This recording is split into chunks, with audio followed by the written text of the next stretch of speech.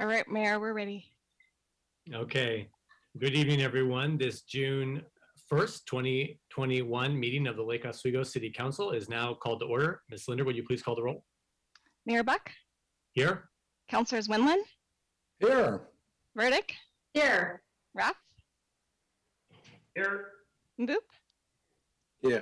Mans, Here. and Wynn. Here. All right. Thank you. And now, Councilor Raff, will you please lead us in the pledge tonight? I will. I pledge allegiance to the flag of the United States of America and to the republic for which it stands, one nation, under God, indivisible, with liberty and justice for all. Thank you very much. Ms. Linder, do we have anyone sign up for public comment? No, Mayor. Okay. Then we get to move right into our first presentation of the evening. It's my pleasure to welcome Metro Council President Lynn Peterson, former member of this very council and LO resident, and our District 2 representative, Councilor Christine Lewis. Great to have you here as well. Great to have both of you here. And we're looking forward to your presentation. So I'll let you take it away. Good evening, Council and Mayor. Thank you so much for having us here tonight. Just very appreciative of all of the work that you have been doing during COVID. And I must say, the City Hall is looking fabulous. And I know why you are probably so excited to start meeting there in person. But I'll let Councilor Lewis have a few words and then we'll kick this off. Yes, thank you so much for the opportunity to be with you tonight. And though we are virtual, I think we're in the stage of reopening. Vaccines really have started to make a difference. And I was in downtown LO last night trying to get a table outside for dinner and nobody had available tables. So we are back and that feels great. But some of what we're here to talk about is not only what Metro's looking forward to and working on this coming year, but also a little bit of a report back. And I just want to really acknowledge the tough year that all of us have had, and in particular Metro with our line of work, including visitor venues and hospitality, which was just hit first and hard. We've been through a lot, and to just recently be able to recall some of the 700 plus workers that we had to give notice to, it's starting to feel good. And I know lots of folks in the private sector are starting to see those bright event horizons, but we've been through a lot with our visitor venues and still have persevered. And we have a few updates on some fun things like the zoo and some of the things we're working on together, like housing. So with that, I will turn it back over to our council president. Councilor Lewis. Carrie, do we have the presentation that we can bring up? Awesome. First of all, I want to say that the last 2 years have been a wild ride, not just with COVID, but with all of the good work that your city manager, Martha Bennett, started and that we are working through still. What a solid foundation you laid, Martha, and so much appreciated. And the city of Lake Oswego, it's good to have you there and working with our council. So thank you so much for that. Thank you to council for making sure my home city is taken care of. So with that, we'll launch into this quick update of what we've been up to over the last year. So next slide. You all know what Metro does, but we're going to go through basically our 5 business lines. We used to have 4 for 4 decades. We had 4 business lines, and we just recently added the 5th, and that's the affordable housing and supportive housing services. So we'll give you a quick update on that next. So we thought we'd start with the zoo, the venues, as Councilor Lewis mentioned, the Convention Center, Expo Center, even the zoo, and all of the Portland 5, all the performing art centers that we manage on behalf of the city of Portland, the Keller, the Schnitzer, and others. We obviously had to close those immediately during COVID, but the bright spot on this timeline was that we were able to start opening up the zoo pretty, as soon as we could after COVID to a limited number of folks, and we all walked one way. But I think it must have been one of the happiest moments for a lot of parents after months of isolation with kids with pent up energy, was to be able to get out into the Oregon Zoo and have a good time and learn a lot. And we just wanted to highlight here that one of the big highlights that happened while we were in COVID, but a lot of folks have been able to now see her, is that we have welcomed home Nora, who had just been a polar bear cub the last time we saw her.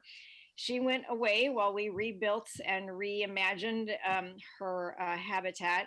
And she is such a social being. And if you've seen any of the videos, she is one happy bear in this habitat, but she really needs some playmates. So we're hoping to find her some playmates to bring on and keep her happy and keep the conservation work that we do for polar bears and polar bear research going, so that we can help the species survive with climate change. Next slide. The Portland 5 Centers for the Arts, as I mentioned, the Schnitzer, the Keller, the Newbark, the Brunish, and the Windestad all closed. We have had some small film stuff going on there, including the State of the Region address that I did from address. I don't know how I got to address. At the Schnitzer, but pretty much closed. They have been undergoing a little bit of renovation, which is wonderful during COVID that we were able to get all that done and not disrupt anybody's schedule, but they have been closed, and we do hope to welcome folks back as soon as possible. Next slide. The Expo and Convention Center, as Councilor Lewis mentioned, we had to let go 750 people 3 weeks into COVID at the Expo, the Convention Center, the zoo, and we have welcomed some of those back. But they have the Convention Center staff, the bare bones that we had did yeoman's work, and the buildings did yeoman's work during COVID. Obviously, the Convention Center and the Expo Center not exactly set up for a disaster of this magnitude, but we made it happen. The Expo Center hosted the Red Cross during the wildfires. There was a lot of RVs and large trailers, horse trailers and such, that were parked up at the Expo Center. We also hosted the Clackamas County fire evacuees into the Oregon Convention Center as an emergency shelter. Obviously, both Expo and OCC were COVID testing sites. And the OCC, which is now winding down, was the host of the mass vaccination site. And you all should be very proud, not only of our staff, but of the 4 hospital systems that came together. They were logistically an amazing, as somebody said, a ballet. It was amazing. And they are basically ranked the most effective mass vaccination site in the country for the number of people and the throughput, and just everything that they did was just amazing. The guy who actually came back from Afghanistan, he was quoted in, I believe, a Willamette Week article. He had come back from his time there and was put to work the next day, putting this 4 hospital system logistical nightmare together to get it to be the ballet that it was. And I asked him, what was this training? And he just said logistics, right? Military logistics. And that was the beauty of what he was able to bring. It was just amazing. So yeah, so Expo and Convention Center, heavy lifting during all this. We were also a homeless shelter, as we needed more space in the region to accommodate beds that were spaced appropriately. So at one time we had not only the fires and the fire evacuees, but also the homeless shelter. Everything was going at once. It was amazing. Next slide. Another line of business, you as city council have the contract for pickup of garbage and recycling at the curb, and we then manage the system from there. We have the Arlington landfill contract, and we try to minimize the amount of waste that's actually going to the landfill. So we work a lot on recycling, and we have a public-private innovations grant system in order to try and increase the efficiency. And here what you see is a line of folks who are actually taking wishful recycling out of the recycling stream. And so I think you guys are working very closely with Clackamas County on making sure that we get the information out to folks about what is recyclable, because it does change and it's not as much as people think it is. And so if we can get that out of the recycling stream and actually into the garbage bin, that would actually help us be more efficient and more productive on the reuse of the material that is recyclable.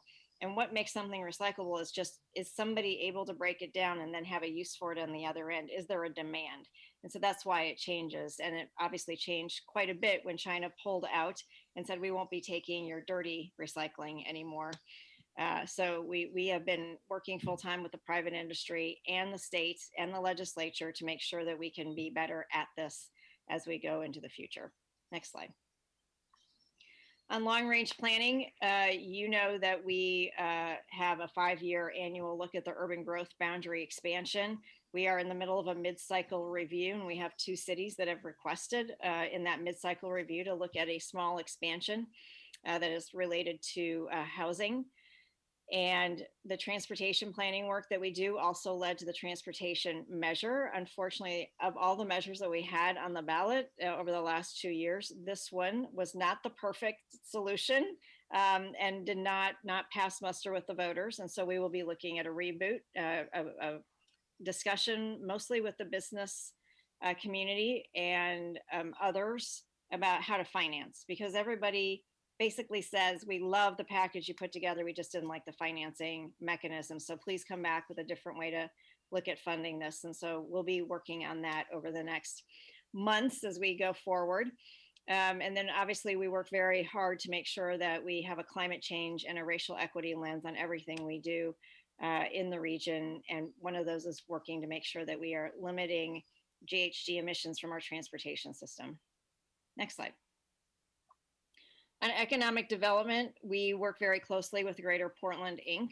On creating the 5-year economic recovery plan that is required for us to be able to go and access federal money.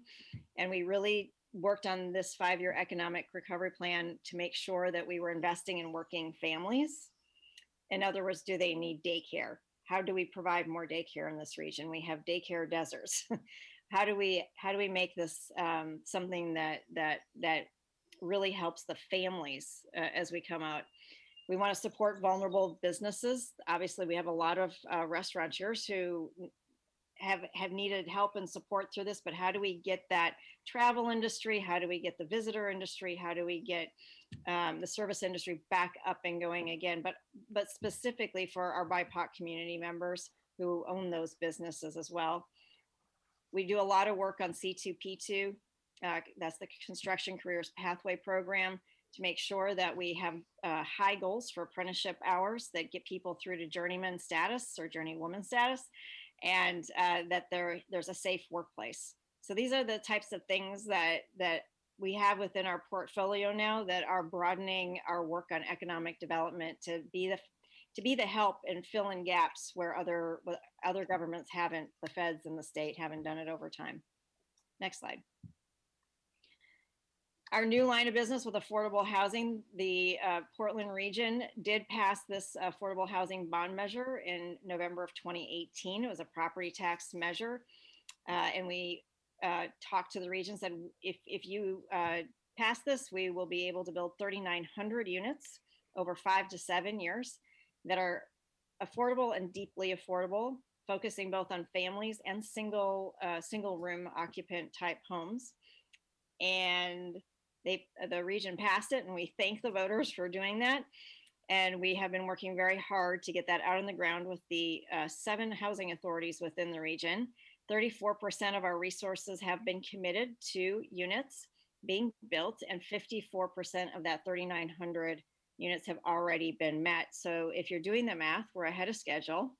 And a lot of that is because of the low interest rates and the Biden administration tax credits for affordable housing that just came in January. So if we stay on track, we should be able to house not the 12,000 people that we had originally thought, but more like 20,000 people. So we look forward to giving you more updates as we go along. And I know that the city is part and parcel of the good work that's going on in Clackamas County. And I very much appreciate all the work that you as a council and staff are doing to increase the amount of affordable and deeply affordable homes within our region. So thank you. Next slide. Supportive housing, this measure passed in May of 2020, just after COVID hit. The goal of it is to functionally end chronic homelessness in Greater Portland by 2030.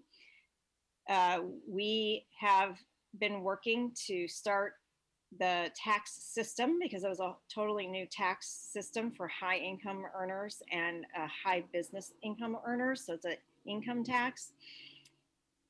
And we have been working with the counties, the 3 counties who will do the implementation of this measure on their local implementation plans. So as of today, we have had Multnomah County come through with their local implementation plan. Washington County and Clackamas County is coming up, I believe, this week or next week. Is that correct, Councilor Lewis? Next week, yes. Next week. It's very exciting.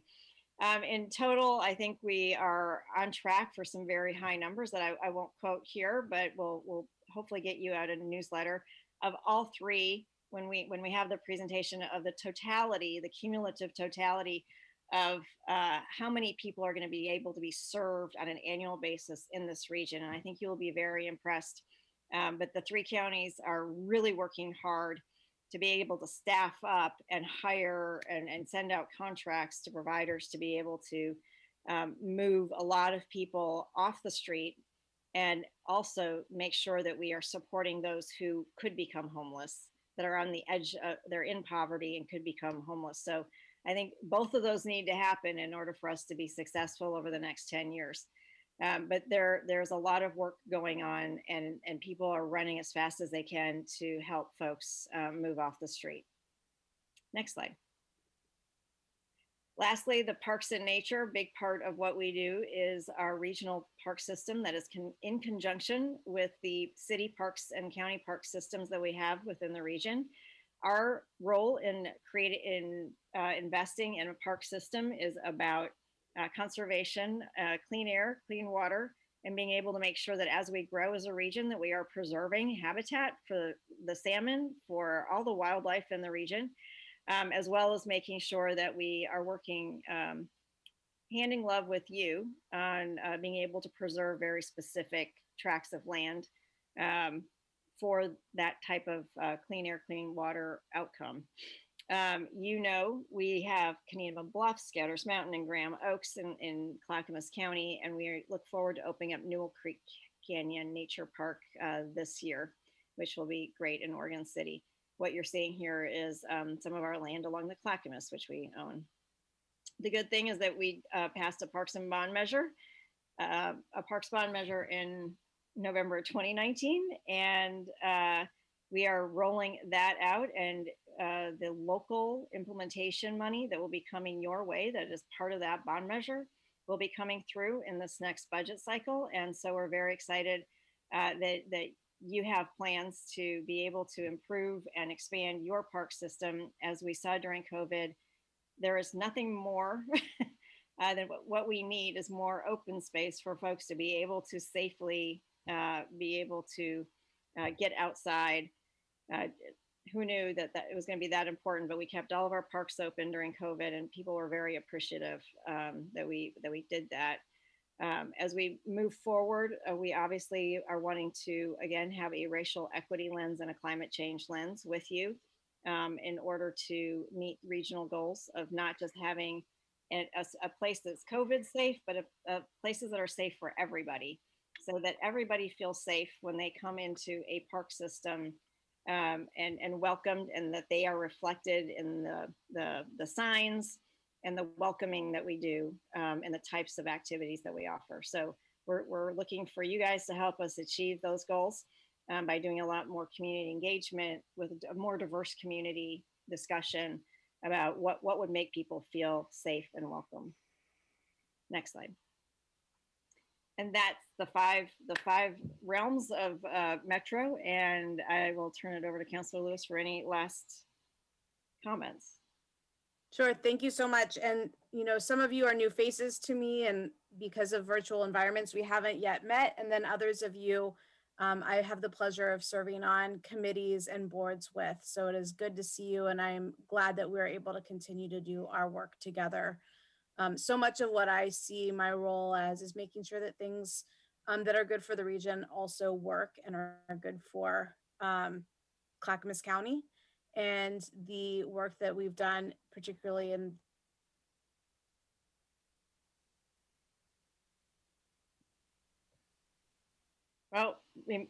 we'll find out. One of the things I'll just close on is that the two things that we get the most question about is we've gone around the region. Oh, sorry, Councilor Lewis, you cut out. I noticed right when I started talking, I froze. I don't know how much you heard me say, but I was just acknowledging that some of you I serve on boards and groups with, and we do good work. And I look forward to getting to know some of you who are newer faces. But the work ahead of us, we absolutely have to keep making sure that what's good for the region works and is good for Clackamas. And our cities are in many ways different than some of the other even inner ring suburban cities. So we've got a lot of opportunity, and in particular, what is ahead of us on transportation with regional flexible dollars to make our transportation systems more resilient, and also make sure we have multimodal options and connections, make sure we have good trails. Those are all programs that are going to be coming at us here in the next year or so, and we can be very competitive down here in District 2 and in Lake Oswego. So I look forward to working with all of you on those programs. That's great. Well, do you two have time for some questions? Yes, please. Well, I have a couple questions on the supportive housing measure, so kind of two-part question. One, Lake Oswego has a very small, if any, unsheltered homeless, population, and so what role can a city like Lake Oswego, and in fact other cities in Clackamas, what role can we play and others cities play in implementation of that measure, even if our unsheltered population is very small? And I'm wondering if I've heard there's good things happening out at that the former Wapato site, and that's a recent kind of 2020 thing, but there seems to be good success. They're getting folks connected with jobs and actually on that path, out of homelessness, and how if you're familiar with that, and how you think that will kind of translate into the tri-county implementation of the measure. Sure, I'll start with how a city like Lake Oswego can be part of the measure implementation. And I don't know your statistics in Lake Oswego, but I just heard from West Lynn, which I see as a fairly similar community.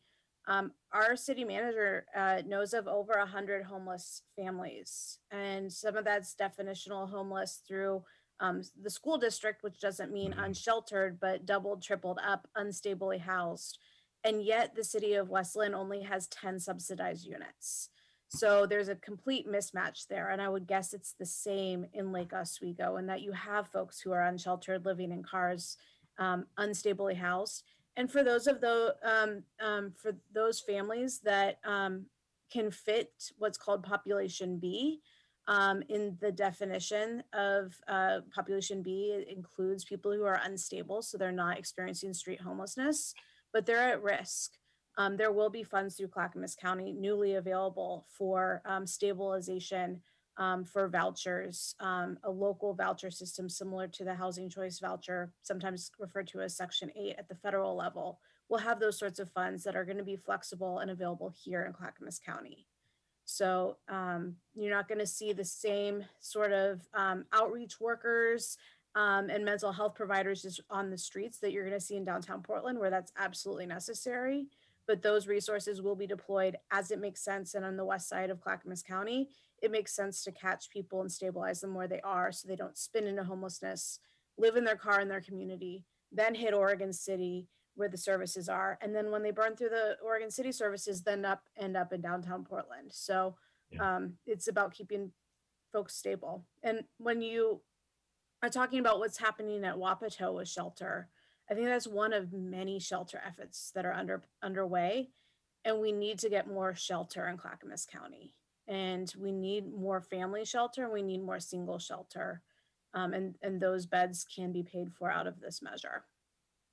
Are those shelters, though, shelters where folks can leave? My sense at Wapato is they leave their belongings so they can actually go to a job, as opposed to a place where you're just in for the night and then you have to leave and you're taking all of your belongings. I mean, impossible to go to work. Are those the kind of shelters that we're contemplating with this? A place where people actually have an address where they can stay and then qualify for healthcare and whatnot? Or are we talking the more transient overnight. Yeah, there's a whole range of shelter types, Mayor and Council, and you're hitting on one type of shelter, right, where it's just an overnight safe place, or even an emergency shelter, right? But what we're talking about, and the counties are talking about, and I say we because we are looking at what assets we have to provide to help with all of this, is that there's a huge range of like safe park options. So if you have a trailer, if you have an RV, if you, right, and we've seen the lines of these in different portions of our region up and down the street. You don't have access to electricity, you don't have access to water. Where are you actually dumping your gray water, right? Your black water, all of these things. We would like to be able to think about using a portion of the expo parking lot in the back to provide a safe park. Now that's something any of us could do, is find a place to have a tiny home village, to have an alternative shelter, which that's what those are. They are not somebody's permanent residence. And that's really what the affordable housing bond measure is trying to hit. But the supportive housing service is also doing that through rental assistance, right? So that's the happy place. And then providing different ways for people to have shelter is going to be the way that voluntarily people will come in, because they're not going to want to leave their RV. They're not going to want to leave their trailer. They're not, right. So we have to provide these other options. And that's I think where people can actually start having conversations, is where can you have 10 tiny homes on a vacant parking lot?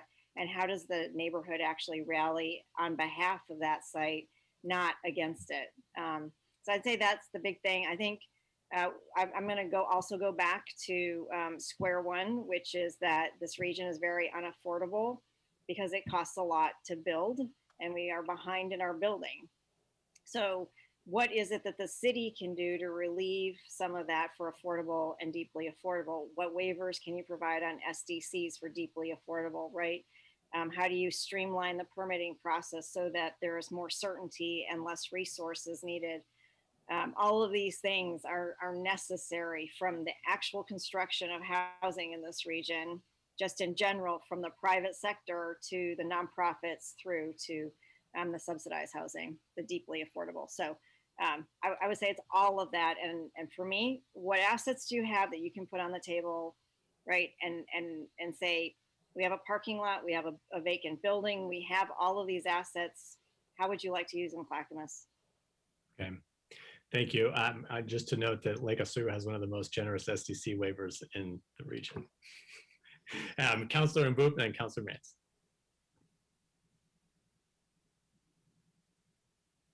Thank you so much, President and Councilor. I'm very happy to meet you again, and welcome here. I have a problem that I have been thinking about for the last year, and since I've been a councilor, because the houselessness in Portland is a very serious matter, not only for Portland, but for our cities. I mean, because in the long run, it will come here. I mean, there's no way that we can just live in our islands, and Portland is, if we don't solve the problem in Portland, it will come here. And even if it does not come here, the economic consequences of that, people fleeing away from Portland, can be a economic toll to all our cities. So what is Metro's solution on this? Because I honestly think Portland, they cannot solve the problem. It's very clear that they show that they can't.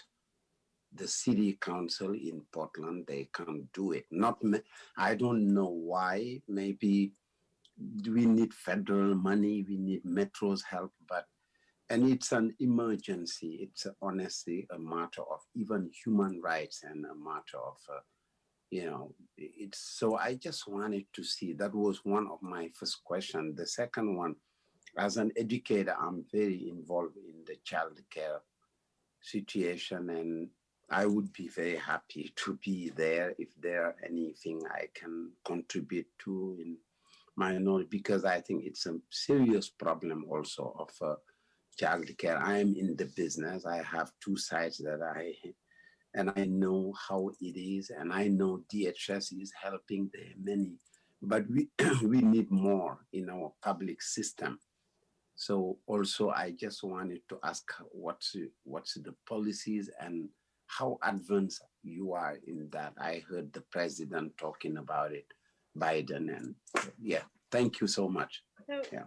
yeah, the very, very good question, Counselor. Thank you.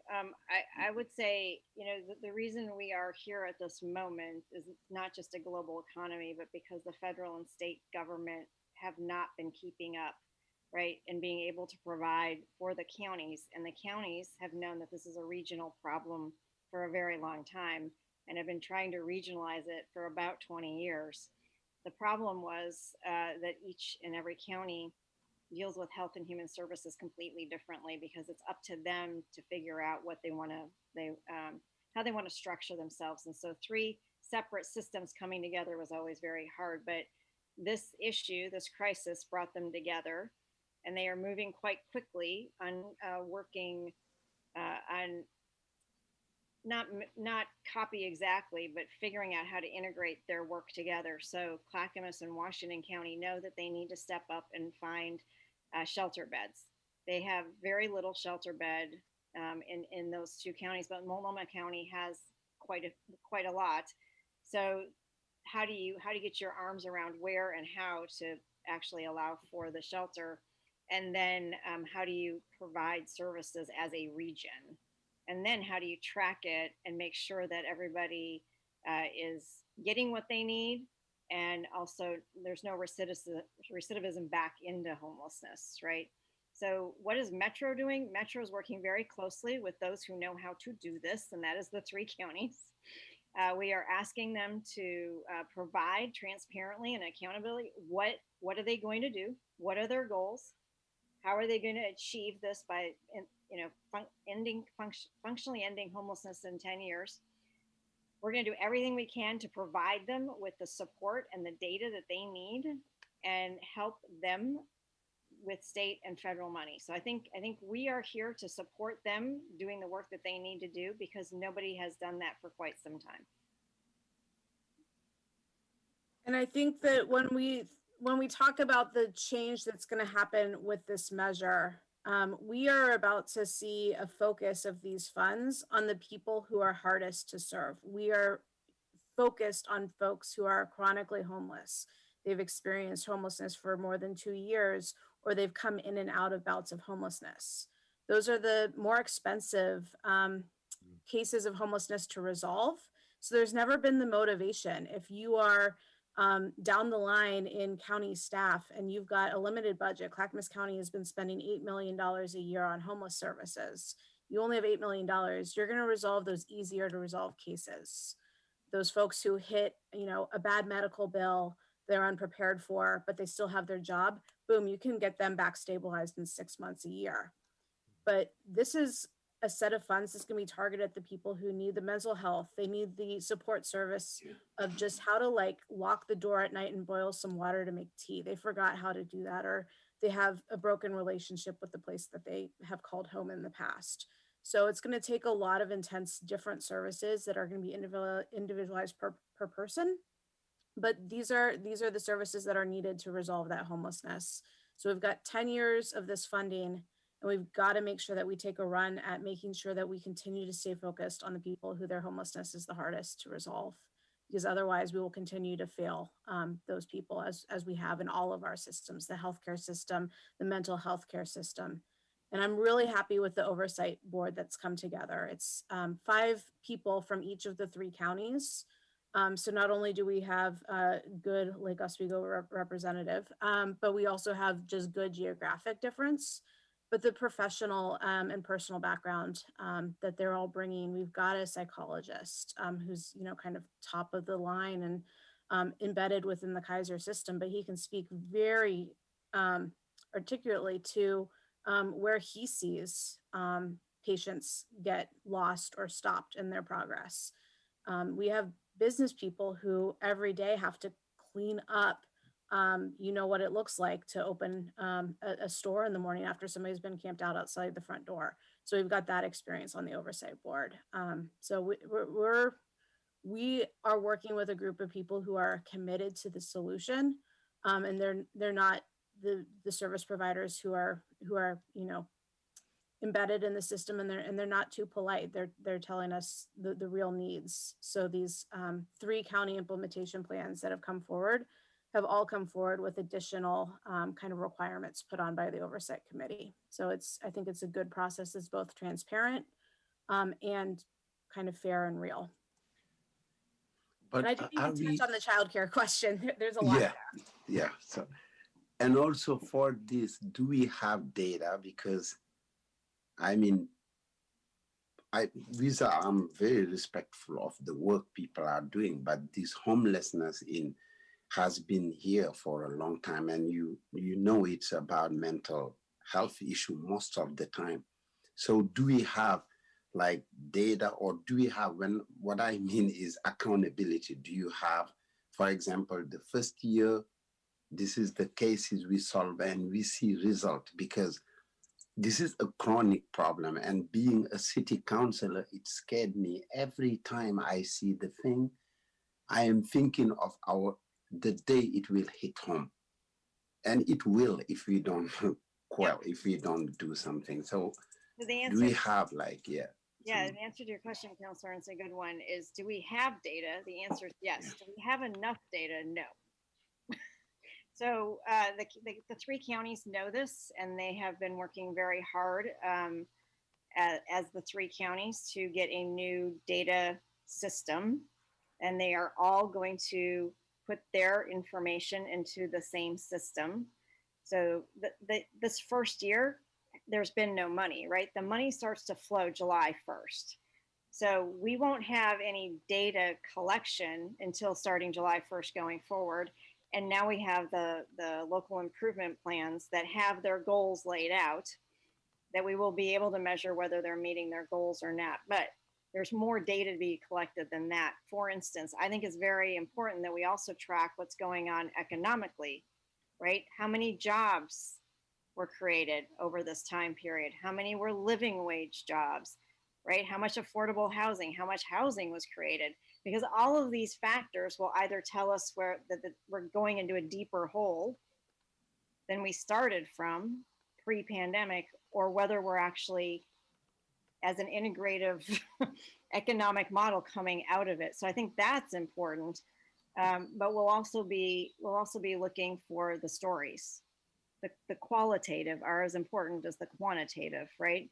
Because you're going to want to know how people succeeded and how they may have failed, right, in the long run. So I think there's a lot of things that we are setting up right now that will last into the future and do good for this region.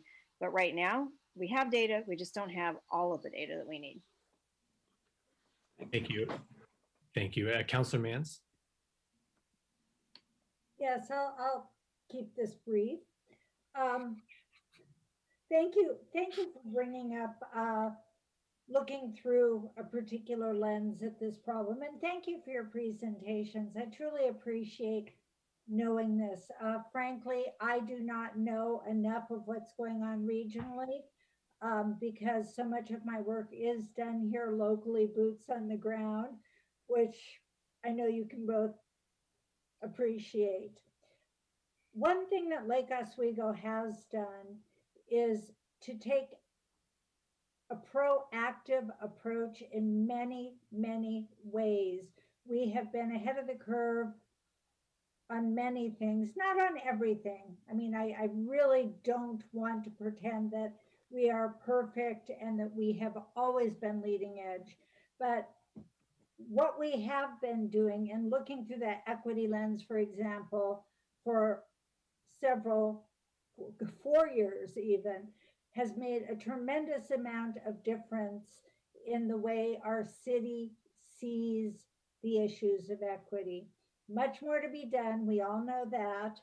The amount of human talent, many of you live here or have lived here, is incredible. So I don't want to give short shrift to what we're doing in our city to move things forward. We do have our problems. We do have our questions. I think somebody pointed out that within our school community, and any of us who've had our kids go through school through Lake Oswego know that poverty exists within our schools. It's hidden because of the way that our schools and people take care of one another, but it is in fact there. There is more that we can and will do, and would love to hear more of your ideas, not now, because otherwise I will take up all of my time, in what we can be doing with our skill set in Lake Oswego, looking through those lenses with some of the things that we have been doing in advance. I shouldn't say in advance, some of the things that we've been working on for quite some time and are proud of, if that's a word that I can use in this context. So thank you for giving me my time, and I'll cede the floor. Thank you, Hey. Councilor.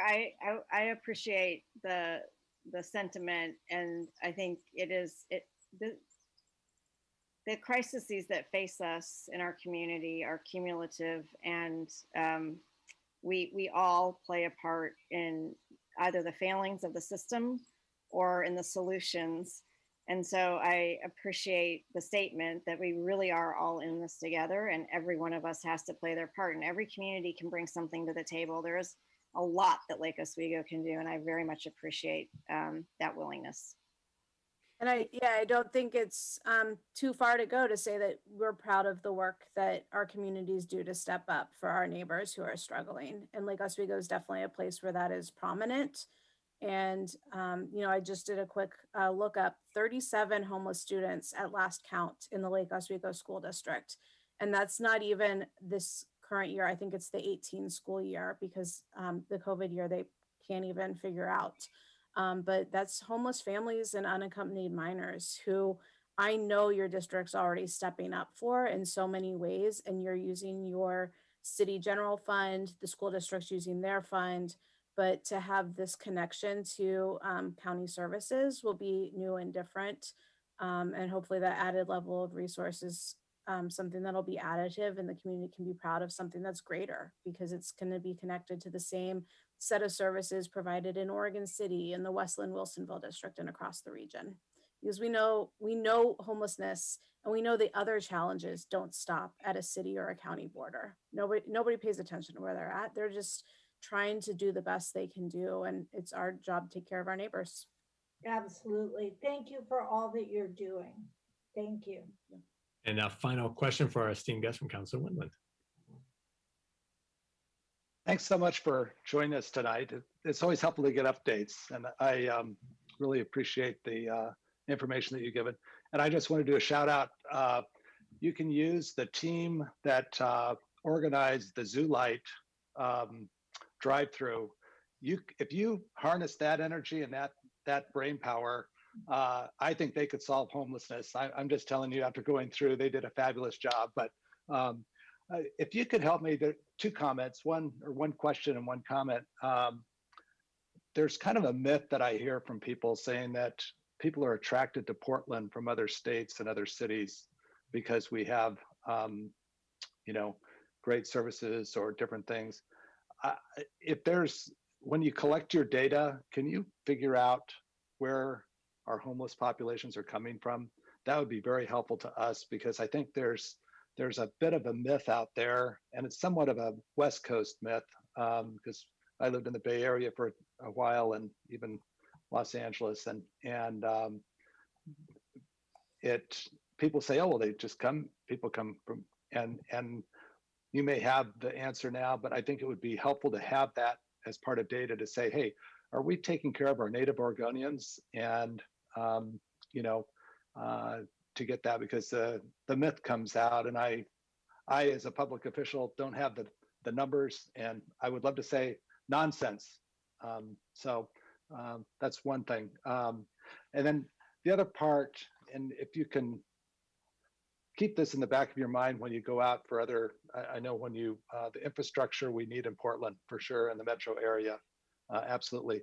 But it seems like in recent times, there's been a pattern where we're really just hitting high net worth people. And we're trying to get that income level in where we can take and we just say, oh yeah, the rich people have money, just take it from them.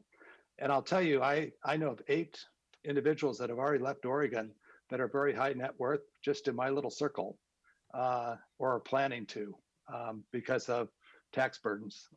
And I think we need to be cognizant of the New York factor, where people are evaluating where they're living based on taxes. And if we have a revenue source that we need, let's make sure that we get it from everybody, and including the high end, absolutely. But I think there's a burden now. In fact, somebody told me yesterday that when I was out on a walk, that they're moving to Sun Valley, bought a lot, they're leaving because they're basically with their business in Multnomah County, they're the highest taxed person in the country. And I didn't think necessarily that was 100% true, but if people have that perception and they talk to their friends and they figure things out, there's the danger of us losing revenue stream in the long term. So that's just some feedback from, and I'm sure it's a lot of just like Oswego people, but I've heard it from a few Portland people as well. So anyway, just thoughts. Thank you, Councilor.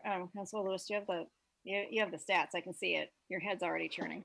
Yeah, so to your first question about the myth, the magnet myth is what I would call it, and I've heard it referred to that way. That's not true, that people are attracted to a particular city because of services. I have done data collection as part of what's called the point in time count, which is the annual survey of everybody who experiences homelessness on a particular night. Hundreds of volunteers and public officials and public servants go out, do the data with a questionnaire. And one of the questions is, where were you living last before you became homeless? And over 90% of people, it's within the region or the area. So like if I'm taking that data in Portland, they'll say Portland, and then I'll like drill down, and maybe it wasn't Portland, maybe it was Troutdale, but pretty close. So the thing that is difficult is a lot of people end up in the center of Portland or in Central City from a little bit more on the outskirts, because there are no services on the outskirts. If you become homeless in Malala, you're gonna end up in Oregon City, and then you're gonna end up in downtown Portland. So that's the magnet, right? Is the centralization of services, but it's not people coming from Utah to Portland because our services are so great. So that's why it's really important that we have services here in Clackamas County so that we don't continue to have people bounce from Malala to Oregon City to downtown Portland. Right. And then I'll let the council president speak to the tax issue. Oh, is that the bait and switch method? Is that the, no.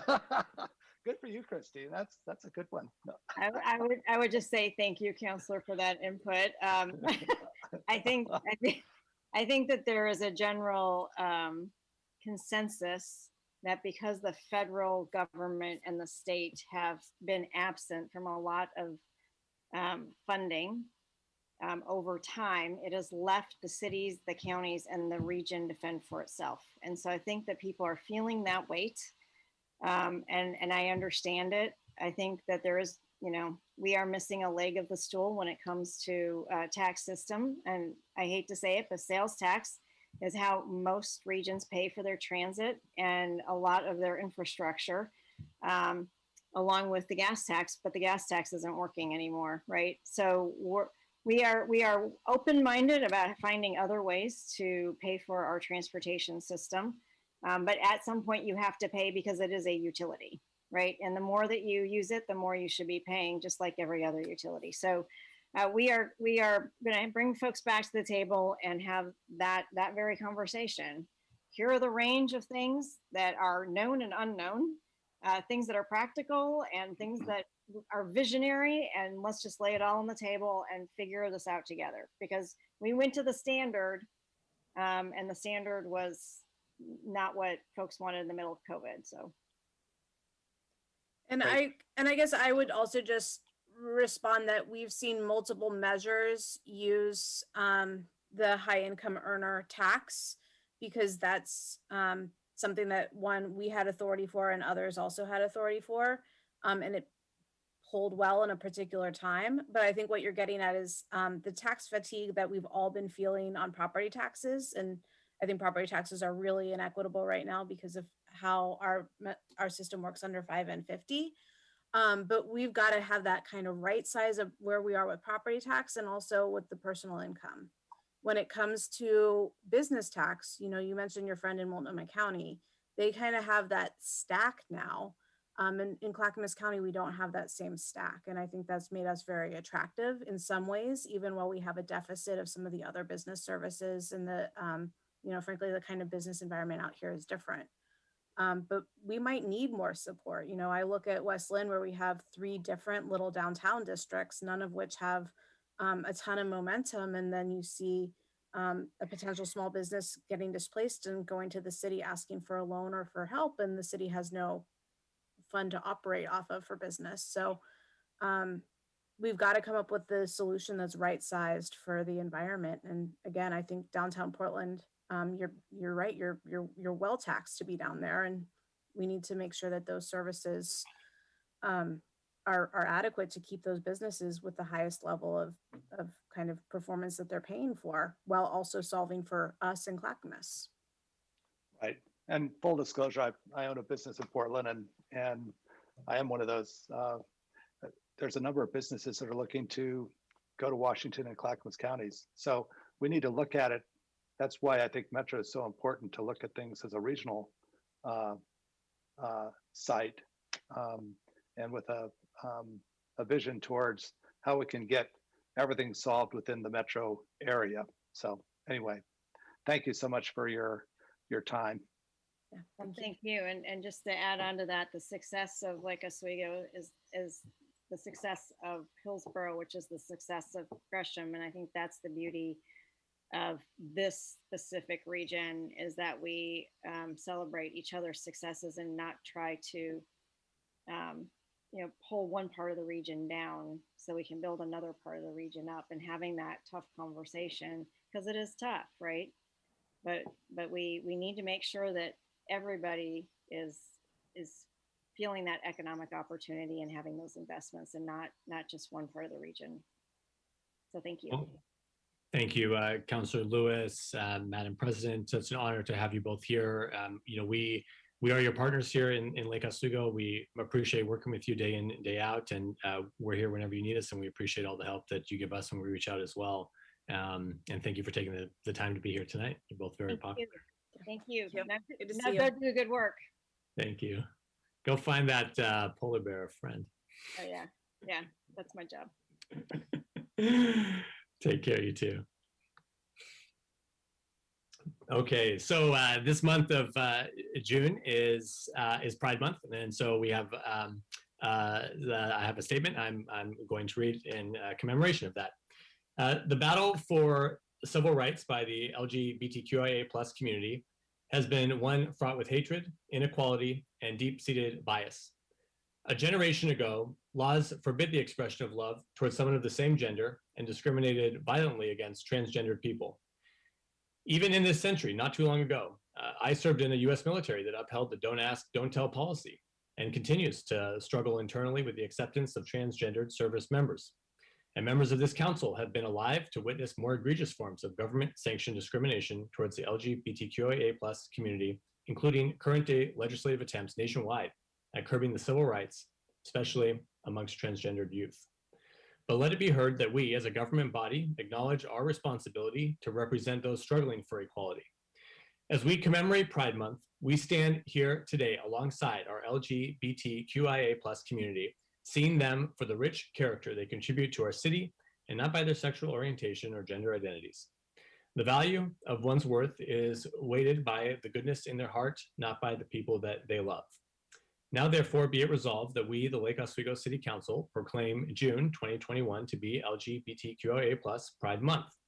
Together, we will work to ensure that the people of the city of Lake Oswego maintain an inclusive, safe haven where people of the LGBTQIA+ and all communities can thrive without fear of discrimination or degradation. And with that, I'd like to turn it over to Councilor Mans for a quick statement. I'll make it quick, I promise. As the mother of 2 LGBTQ children, this moment, this month, this time in which we live in is a time that when I was growing up, for example, could not have existed.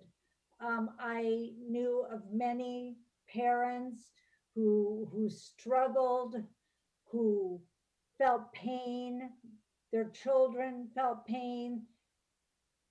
It's not like we've hit nirvana in this. We have not, but our ability to recognize people for who they are, not what we think they are, is just such a wonderful moment in this time. So to all the parents, to the LGBTQIA community, we are so happy to have this proclamation. Thank you. Thank you, Councilor Mans. Okay, so with that, we are going to move into the public hearings. We are here tonight to adopt our the budget for the biennium, and we'll have Mr. Boone, if you would please read us through the hearing procedure, that would be great. Thank you, Mr. Mayor. The consideration of the resolution is a policy decision within the discretion of the City Council. The public hearing process will begin with a presentation by staff, then testimony will be received from the public. Individuals will be allowed up to 5 minutes. Recognized neighborhood associations, homeowner associations, government agencies, or other incorporated public interest organizations will be allowed up to 10 minutes. Time limits do not include time spent taken by questions from the council or responses to those questions.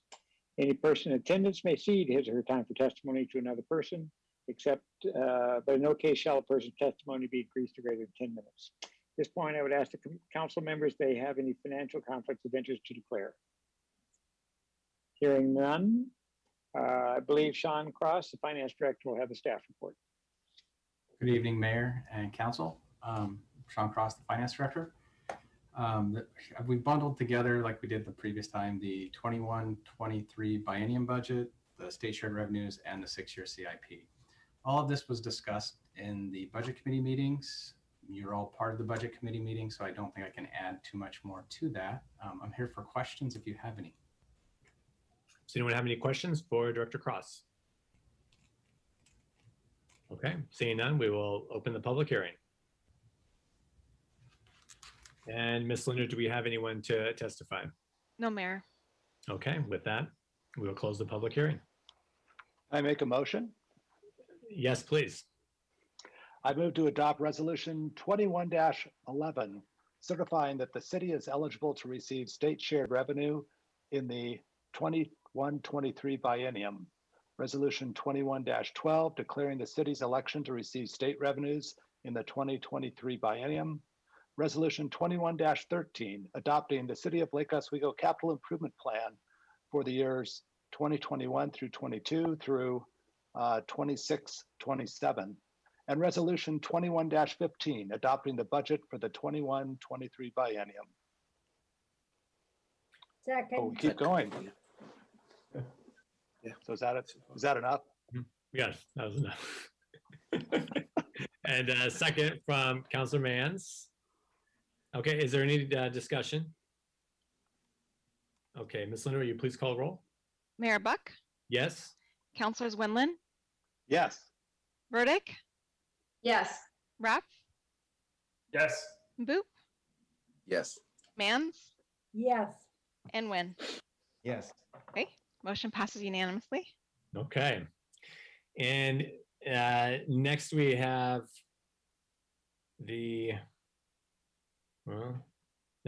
resolution 2114, which is modifying the current biennium through a supplemental budget.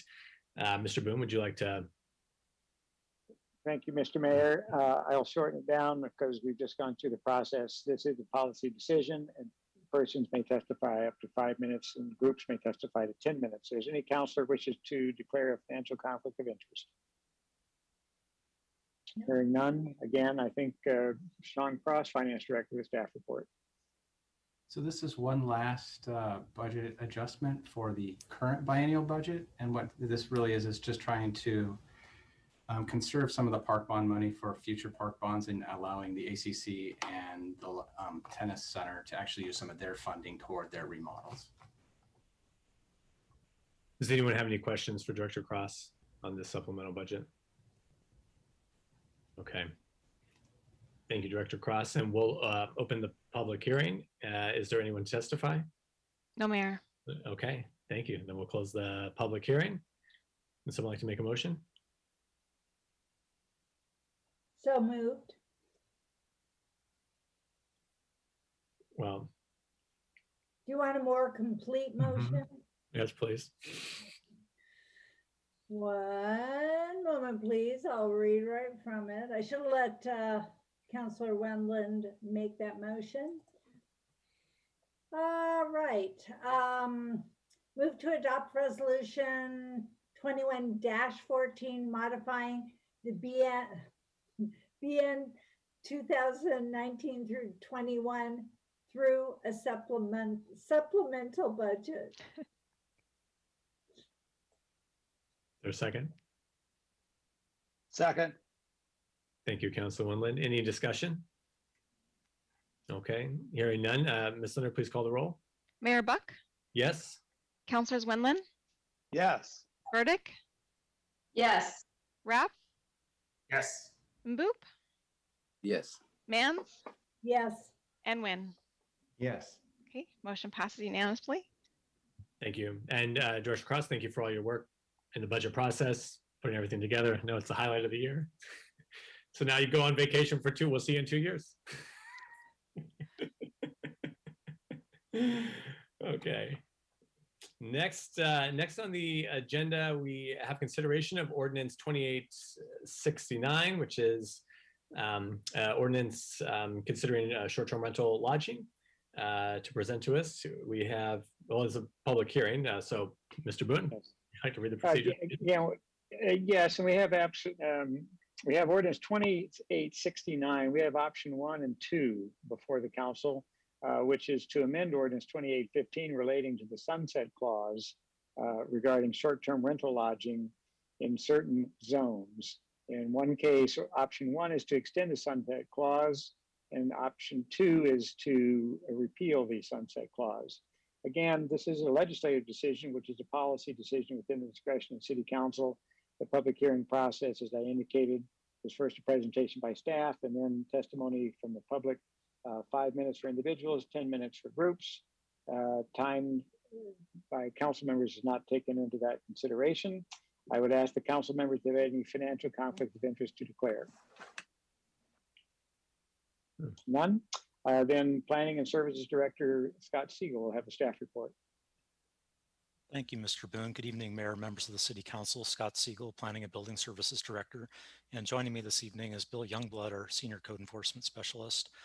We're here to present the ordinance that would remove the sunset, either remove the sunset clause within the short-term rental ordinance or extend it.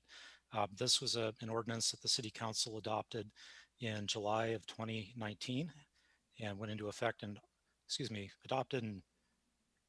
went into effect in 2019 and had a 2-year expiration date on it. And so if the council were wanting to allow short-term rentals going forward, you would either need to remove the sunset clause or extend that sunset period. Just a little bit of background, short-term rentals are transient lodging within residential dwellings, within single-family dwellings. They're regulated as a home business or a home occupation. When the Planning Commission reviewed the original ordinance 2018, and it was before the city council. There were a number of potential impacts or land use concerns that were identified. And so really the purpose of the sunset clause was to provide an opportunity for the council to check in to see if this ordinance is working, as if it's effective, and if it's addressing the impacts that were of concern at that time. The takeaway is that we've had 2 years, although we've also been in the midst of COVID. And so that was one of the considerations the Planning Commission considered when they were reviewing the sunset clause. Should there be more time to evaluate the ordinance, or do we have sufficient evidence or lack of evidence that there's a problem and the sunset can go away?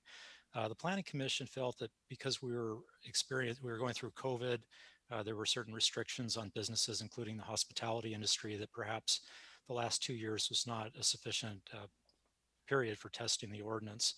On the other hand, though, the Planning Commission did receive testimony from hosts, local short-term rental hosts, and as well as some data that one host provided from Airbnb, which, as I'm sure you know, is one of the two main players in the short-term rental business or platforms. And what that evidence or what that data told us is that although the number of bookings certainly declined during COVID, the number of visitor nights or visitor stays did not decrease by as much. And it was kind of an interesting data set that they provided, where the total number of excuse me, bookings, I think, declined by 30%. But when you looked at the number of visitor nights, business had declined about 17%. And they attribute that to really the type of visitor or the reasons that people visit Lake Oswego. That when the council was looking at the original ordinance, there was really a lot of input that both the Planning Commission and the council received, suggesting that short-term rentals in Lake Oswego would be oriented more toward families who are visiting, family members. There's a certain amount of business travel. There are life cycle events such as weddings and anniversaries and graduations and so on and so forth. And that, while we do have visitors who are here, as a destination experience, it's a relative, we suspect that it's a relatively small percentage when compared to these other visitors who are here for more of a family or a personal connection or for a business trip. And so what we saw in the data is that the number of visitors per booking had actually increased, that we have a larger group that's staying, and over, I think, a longer period of time as well. So, I think that data is useful. You'd also want to consider whether, the last 2 years have really been sufficient for us to either remove the sunset or extend it by some amount of time. So we can be happy to answer your questions about code enforcement, because that was really the primary concern, and the reason that we wanted to have the check-in after 2 years. The long and short of it is that we have not received a significant number of complaints, and it appears that the number and types of complaints that we fielded are really not out of scale or magnitude with the types of complaints that we receive generally for home businesses. And so we're not seeing a significant impact from a land use perspective. So with that, there are really, there are 4 options actually that are outlined in the council report. Option 1 is the approach that the Planning Commission has recommended, which was to extend the sunset period by 1 year. So we would be back in a year from now to provide you an update on the ordinance so you could consider the same questions a year from now. The second option is to remove the sunset provision altogether, which would make short-term rentals legal ongoing, as other home businesses are legal and how they're regulated. And the third option, I think, was to establish a different extension if you wanted to look at it in 2 years, or you wanted to set a different time frame. And then finally, option 4, which we do not recommend, is to just allow the sunset to occur, and short-term rentals would become illegal going forward. And there are a number of reasons why we wouldn't recommend that, but I'm not going to go into that unless you have specific questions. So with that, I'll stop our presentation. And again, Mr. Youngblood and I are here to answer any questions that you might have. And thank you for the opportunity to present. Thank you, Director Siegel. Does anyone have any questions? Councilor Mance? Yeah, real quick question. Thank you for the statistical background. It holds true what we decided or what we found or what we thought was going to happen, that this would be a family-driven adventure for folks, wedding, life experiences. I have heard traveling nurses staying here, physicians, folks who were building their homes, any number of things, but very, very community driven, not destination like you would find at Cannon Beach. I will be perfectly frank with you. I am going to propose or vote for. We still have public. Oh yeah, I'm sorry, I can't say anything yet. FYI. Can't sway that, can I? But I feel quite confident unless Mr. Youngblood, hi Bill, haven't seen you for a while, had something unique to say, but it sounds from Director Siegel that there has not been any huge spike of problems, nor would I expect there to be, but that's just me. Okay, very good. Mayor, I also forgot to mention that you have received public testimony. There were a number of letters submitted to the Planning Commission, and another comment came in this evening, actually, from Jason Murray. So I wanted to make sure that was entered into the record. I did share that with Carrie, City Recorder Linder. Thank you. Councilor Raff, did you have a question? No, you're okay. No, I was going to wait until after public comment, and I went too fast. Okay. Okay.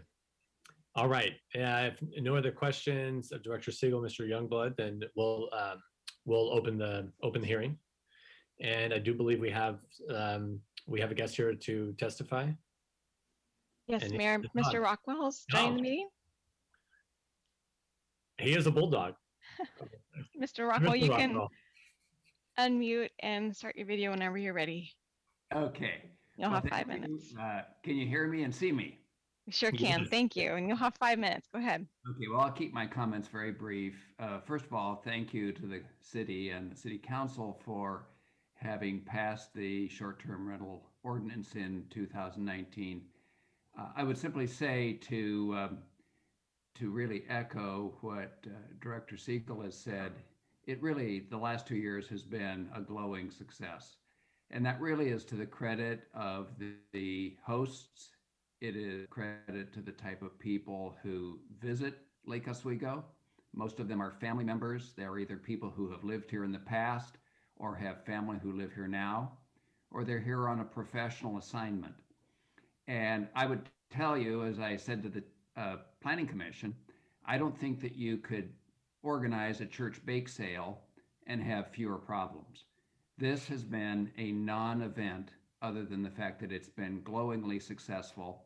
And I can tell you it is so gratifying when we have guests stay in our home, and we've had now 40 guests, where a number of them have threatened to not leave. And so it has been a great experience for us in all respects. My wife loves being a host, and we love the money that we receive that goes at least a significant pays for a significant part of our property taxes.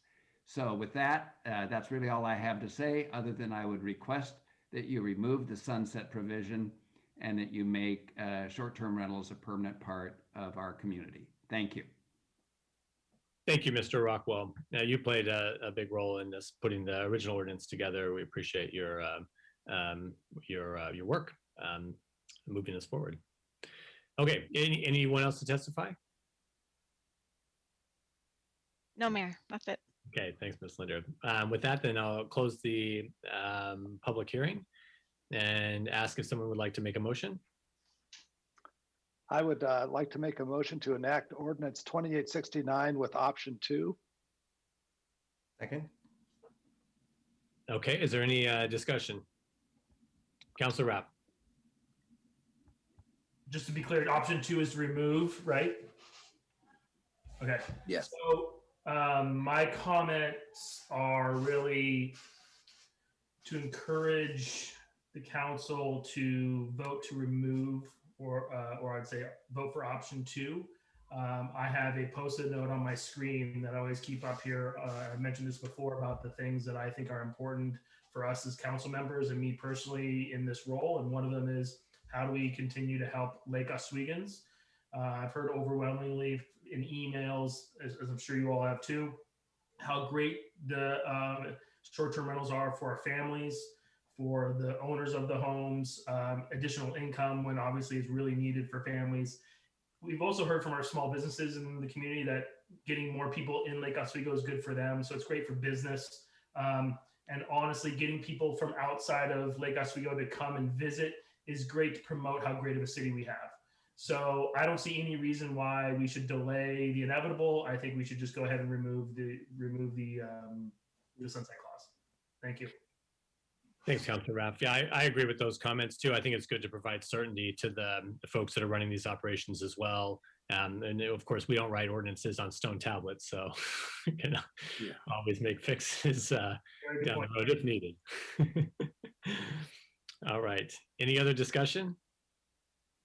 All right, Ms. Linder, please call the roll. Mayor Buck, Yes. Councilors Wendland, Enthusiastically, yes. Burdick, Yes. Raff, Of course, yes. and Boop, Yes. Mans, Absolutely, yes. and Wynn. Yes. Okay, motion passes unanimously. All right. Thanks, Ms. Linder. Thanks to Director Siegel. Thank you very much. Mr. Youngblood, thank you both for being here. Thanks to the Planning Commission for all their work on this. And it's been a multi-year, multi-ordinance process. Okay, next on the agenda is council business. And our first item is Resolution 21-17. And we welcome back Director Cross so soon. I'm so sorry. Gave you the send it way too early. You have a staff report for us on this resolution. So basically, this is getting the funding from the North Anchor project properties, or the sale of those properties, and using them toward the City Hall project. The reason this is coming to you is because of the timing of it. Right now, the City Hall project is just about done. The properties have not sold yet. So the idea is to loan the city to loan LORA $3 million until those properties do sell. Whenever they sell, it could be this year, next year, the year after. But when they sell, LORA then pays the city back. But that allows LORA to invest those funds into the City Hall project. And Okay. Does anyone have any questions for Director Cross?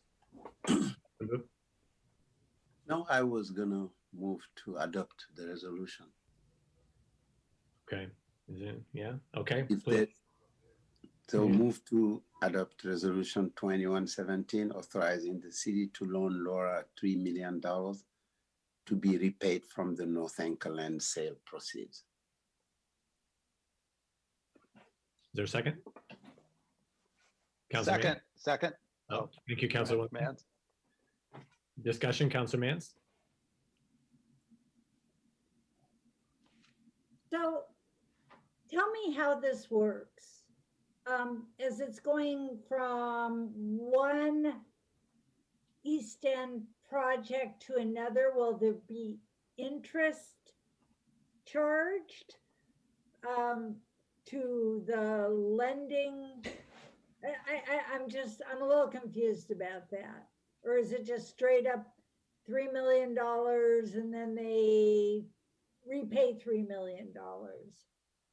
since it's a short-term loan, the idea was not to charge interest. Okay. The idea isn't to have it to go on for 10 years or anything. It's really, hopefully within the next 12 months, but it could be longer. I mean, well, I guess my point with that is this doesn't make you have to do the DDA coming, or for the LORA board to approve a DDA that might be coming in the next couple of months. This is just when the property does sell.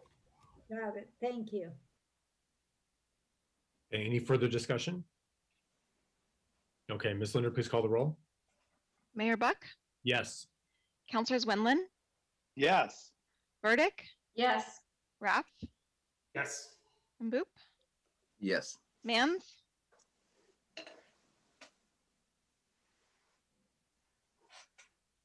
Yes. And Wynn. Yes. Okay, motion passes unanimously. Okay, thanks, Ms. Linder. Thank you, Director Cross. Appreciate it. Okay, next item 7.2 is the facility use agreement for the Booktique in City Hall. And joining us is our library director, Melissa Kelly, to give us an update on the Friends of the Library and to talk to us about the agreement. Ms. Kelly, it's great to have you here. Thank you so much, Mayor and councilors. Thank you. I'm very happy to be here tonight. I'm just going to take a moment to share my screen. Very quick PowerPoint, some great photos to share with you. All right, let's see. Are you able to see that okay? Yes. Oh, wonderful. Excellent. Oh, well, thank you again for your time this evening to consider the facility use agreement for the Booktique in City Hall. I know you will agree it's a beautiful light-filled space that the public will really enjoy visiting, complete with well-stocked shelves of gently used books, music, and films at bargain prices. We're very proud of the low prices that we're able to offer, and thankful for the donations from the community. Profits from the Booktique sales support important library programs, including the Summer Reading Challenge, which begins today, as well as Lake Oswego Reads, Books for Babies, our author series, and much more. And as the library director, I'm honored to be here today and grateful to both the city for their support and to the Friends of the Library, the Friends of the Lake Oswego Public Library officially, for their amazing support as a nonprofit organization that operates the Booktique with the help of community donations and volunteers. And our Friends group was founded in 1953, over 60 years ago, with a mission to support the Lake Oswego Public Library's mission, to support library programs with long-term impact for the community, and to serve as a goodwill ambassador for the library. And they do a wonderful job of it. Our Booktique used bookstore was established in 1991. Hold on just a second, move the slide here forward for you. And so they're celebrating 30 years this year. So we'll have a celebration later this fall, I'm sure. And again, supported by community donations and incredible volunteers with over 2.25 million in gross profits to date. The store features a wonderful selection of materials for all ages, donated by our community of avid readers. And in response to the pandemic, the Booktique did have to close its store and move to online book sales to continue raising funds for the library. So we're really thankful for how they were able to pivot and continue to raise funds. And you can visit their inventory online at thebooktique.org, and also stay tuned for reopening announcements coming very soon. Booktique sales and the Friends of the Library memberships add up to significant financial support for the library and fund some of the library's most popular programs, as I mentioned previously. And the facility use agreement for a 5-year lease at $1 a year creates the ideal conditions for the Friends to continue to grow their support for the library. In closing, the Friends is a cherished community organization, and the Booktique is a wonderful amenity in City Hall. And I'm thankful to our city leaders for having this vision, and to everyone who has made it happen so beautifully. Staff recommend that you authorize the city manager to sign the facility use agreement with the Friends of the Lake Oswego Public Library for the Booktique's use of City Hall Suites 216 through 219. Thank you. Thank you very much, Ms. Kelly. I appreciate it. Yeah, the space looks fantastic. There. Yes, it's beautiful. I have one question. When we sat down with Friends of the Lake Oswego Public Library and started contemplating the space back when we were thinking about the City Hall and having these retail spaces, I guess I was surprised to hear recently, and maybe I'm mistaken, but that they're keeping the other location open. Because I can definitely address that question. Thank you.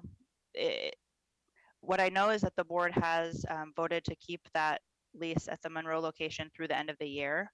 And one of the reasons that they're doing that is because it's not really feasible to accept donations at the current store until the second half of the project is complete. Right now, you'd have to carry boxes up a pretty good flight of stairs, and that's not really feasible for our community yet. So, we're looking forward to having that second part of the project complete and level ground for possible donations to this location. And another reason that the board had was the need for inventory for the online store. So I know that at this point they have made the decision to hold on to that second space through the end of this year, but I have every confidence that they will look at the numbers, look at the needs of the library, and if they're not able to make enough money to carry that space, I don't know that they will. We will certainly see. Then I know that they will take a different path forward to be able to continue to provide the support to the library that they do. Right. This year, of course, has been impacted by COVID, but regularly $50,000 a year is granted to the library, which is very significant, and definitely their goal is to continue increasing that number. And I have every confidence they'll make adjustments as needed on that on their space. Okay.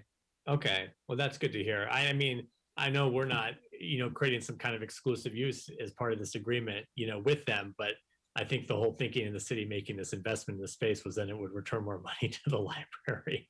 Yes. So I understand the current needs, but hopefully, we can communicate to the board at least, I would appreciate them seriously contemplating moving their operation to the new space in its entirety. And, because yeah. So thank you. Does anyone else have any questions? Okay. I will say there is a need for more storage space. So I think if that would be a need that they would be looking to resolve, so that they did have enough inventory. But I definitely appreciate those comments, and we'll make sure that that's delivered to the board members. Thank you. We're just going to put the storage in the library. Yeah, and the new library that we build in a few years, right? Thank you. Had to throw that in there. Couldn't help myself. All right. Would someone like to make a motion? I will. I would move to authorize the city manager to sign a facility use agreement with the Friends of the Lake Oswego Public Library for their Booktique use of City Hall Suites 216 through 219. Second. Thank you, Councilwoman Lynn. Any further discussion? Seeing none, Ms. Linder, please call the roll. Mayor Buck, Yes? Councilors Winland, Yes. Burdick, Yes. Rapp, Yes. Boop, Yes. Mann, Absolutely, yes. and Wynn. Yes. Okay, motion passes unanimously. Wonderful. Hey, Ms. Kelly, thank you very much for the presentation. Great to have you here tonight. Thank you. Thank you so much for your support. Have a great evening. Thank you, you too. Okay, next, item 7.3 is resolution 21-18, which is a resolution to create an ad hoc middle housing code advisory committee. And Director Siegel is here to present to us on this resolution. Thank you, Mayor, members of the City Council, Scott Siegel, Planning and Building Services Director. This resolution to create an ad hoc middle housing code advisory committee is before you following the joint study session you held with the Planning Commission, during which you heard from staff who had outlined a public process for updating our code to comply with the bill, House Bill 2001.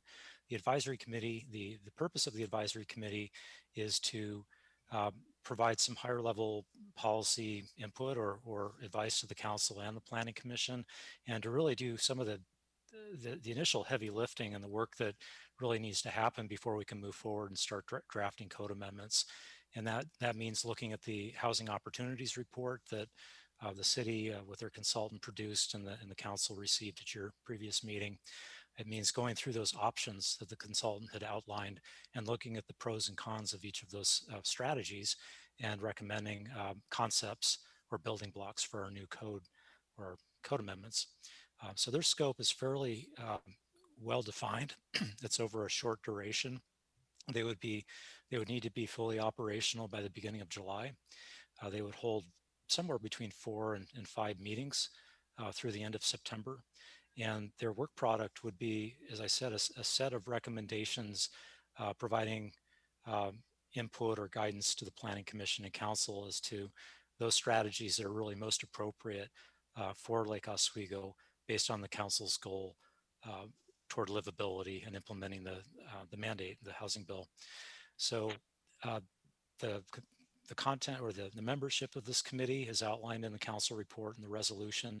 Really, the goal is to have a broad representation of the community and drawing from the city's advisory boards and other commissions, including the DRC, and bringing all of those experts, if you will, volunteers, community volunteers and experts in different aspects of community life into the advisory committee to advise on this really from a kind of 360-degree perspective on really the opportunity that middle housing offers, but also some of the potential risks or impacts that middle housing could have on the community. So they'll be advisors. They're not a decision-making body, and they have a discrete amount of time and scope to work through this.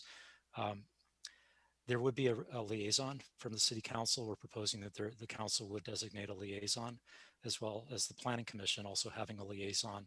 And typically those positions are non-voting, and their primary role or primary function is communication, to serve as a conduit between the advisory committee and their respective body, whether it's the Planning Commission or City Council, and to carry those messages back and forth.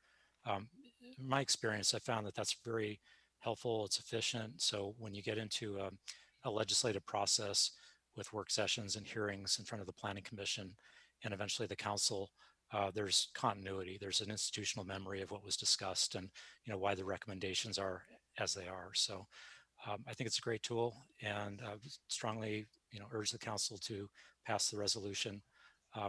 If it is approved, we would come back on the 15th with a proposed roster of committee members working with the mayor. And that concludes my presentation. Any questions, I'd be glad to answer them. Thank you, Director. Anyone have any questions? I think the only downside of this task force is the poor phonetics on the acronym. What are we going to call this thing? It's only 5 meetings though, so we'll survive. We'll give them they'll give themselves a really dynamic and appealing name, I'm sure. That's right. That'll be the first meeting. I'd like to move to adopt resolution 21-18. Second. Thank you, Councilman and Councilman Boop. Any discussion? Okay, seeing none, Ms. Linder, please. Oh, Councilor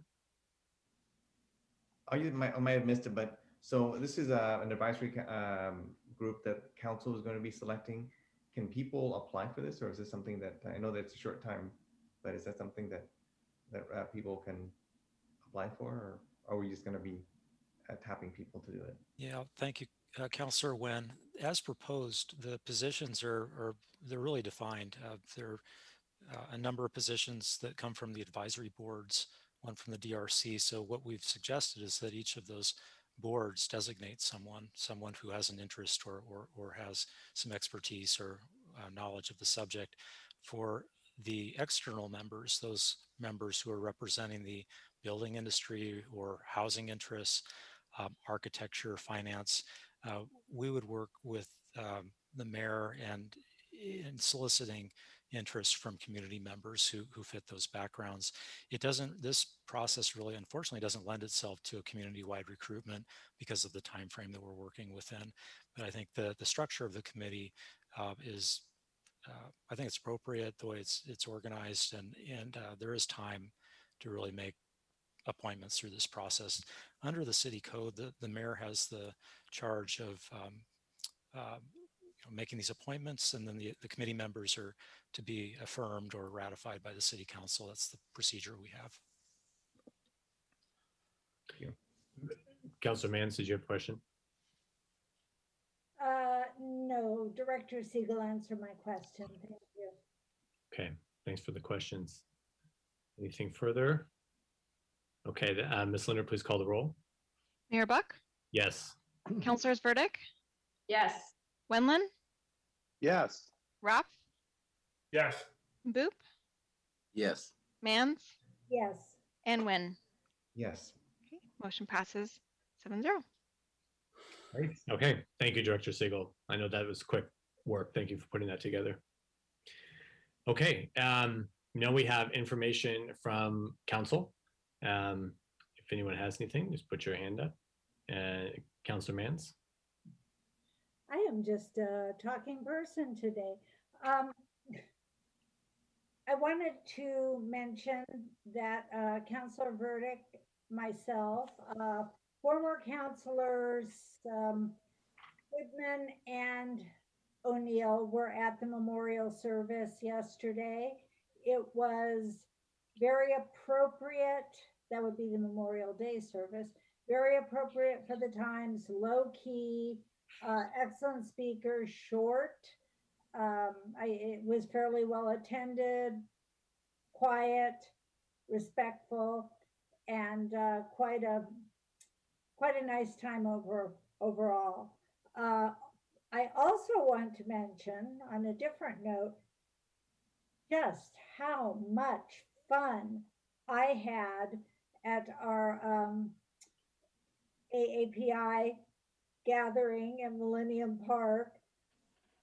It was absolutely wonderful. And I do hope, and I would like to encourage that we do this every year. The children that were there were delighted.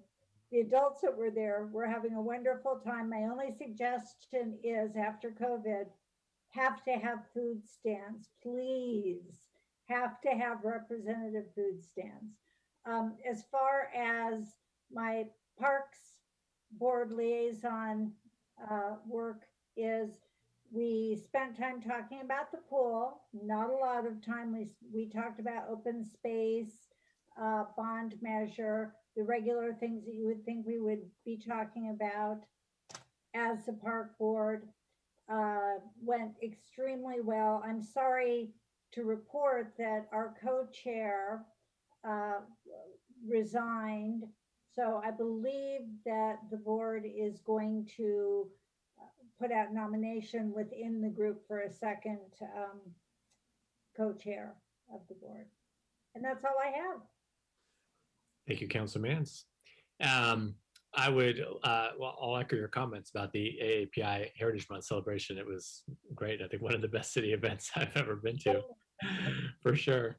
But I really want to extend a thank you tonight to Mr. Boone, who this is his final meeting as our city attorney pro tem. Not his final meeting, just as, but I was always amazed at how Mr. Powell, you know, did this work, and seeing you step into those shoes, really, we wouldn't have been able to do it without you. We're just so fortunate to have you, and it's been a pleasure, you know, obviously working with you over the years, but I haven't gotten to work with you as closely as we've been able to work together these past months, and it's just been a real pleasure.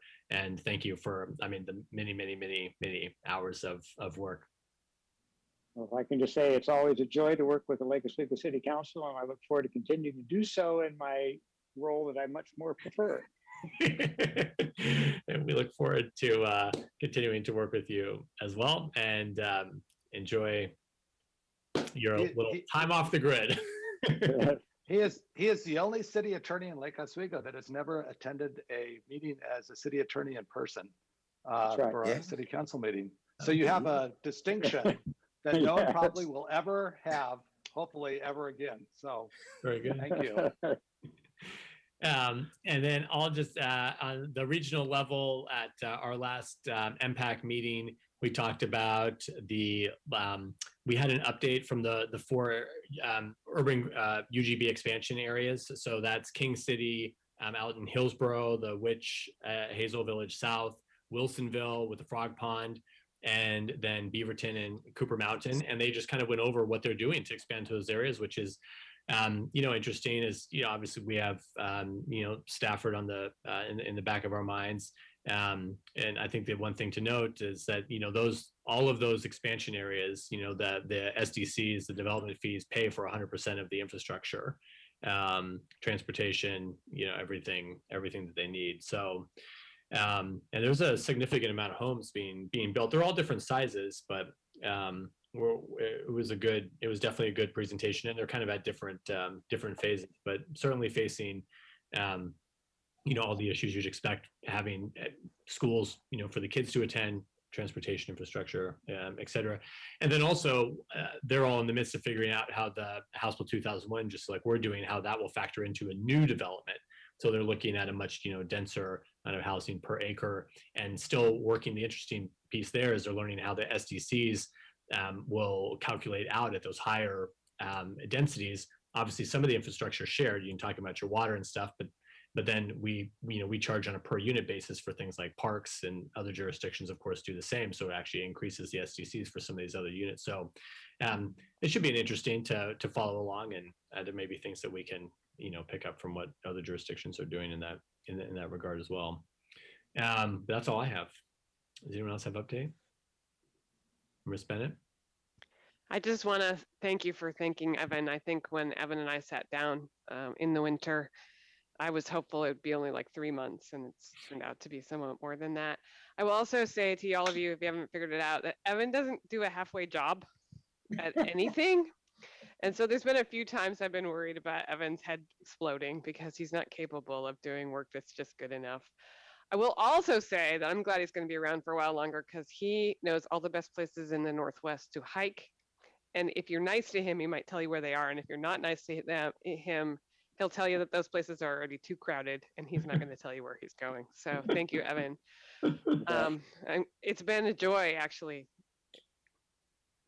I can hardly believe it's nearly over. You can hardly believe it. Okay.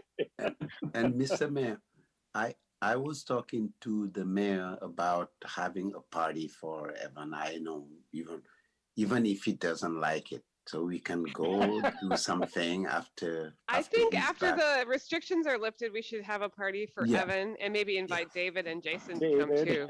So, and maybe if we do a good job at the party, we can learn something about Evan from David that he's never told us. Probably not, but it's worth a try. If you don't mind, Mr. Mayor, the other thing on my list today is that we've been asked by Clackamas County to sign on to a letter supporting funding for the expansion of I-205 in the event that there's a federal infrastructure package. And so I just wanted to get the council's thumbs up. It's really consistent with everything we've done as a city in the past. And so if anybody has any reservations, I'd love to know now, but doesn't sound like it. So everything we've done by policy says we support the expansion of I-205. So, okay. All right, we'll do that then. That's all I have, Your Honor. Okay. Thank you, Ms. Bennett. Yes. Mr. Mayor, before we adjourn, I believe I would like to reserve the opportunity for an executive session for the City Council following the LORA public session to meet with persons that conduct real property transactions. Representatives of the media and designated staff are allowed to attend the executive session. No decision will be made in the executive session. And at the end of the executive session, I think the City Council will just adjourn and then proceed into the LORA board executive session. So no further city visits will occur at that. Okay, thank you, Mr. Boone. So with that, the City Council meeting is now adjourned. Like Mr. Boone said, we may meet an executive session at the end of the LORA executive session at the close of this meeting. We will now call to order the Lake Oswego Redevelopment Agency. And before we begin, I just want to do a quick check. Is everyone okay continuing on, or would you like to take a break at this point? 2-minute bathroom break. Okay, we'll take a few minute bathroom break. Yeah, a few minutes, 10:17 or so, 8:17. 5 minutes. 7:17. 7:17. 5.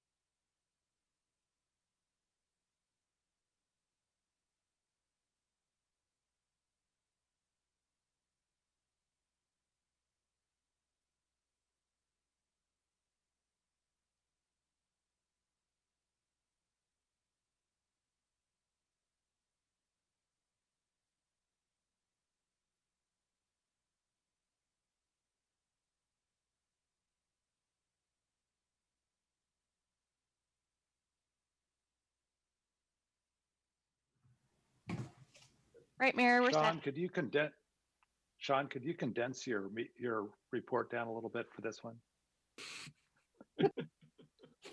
Okay, well, we are back in order.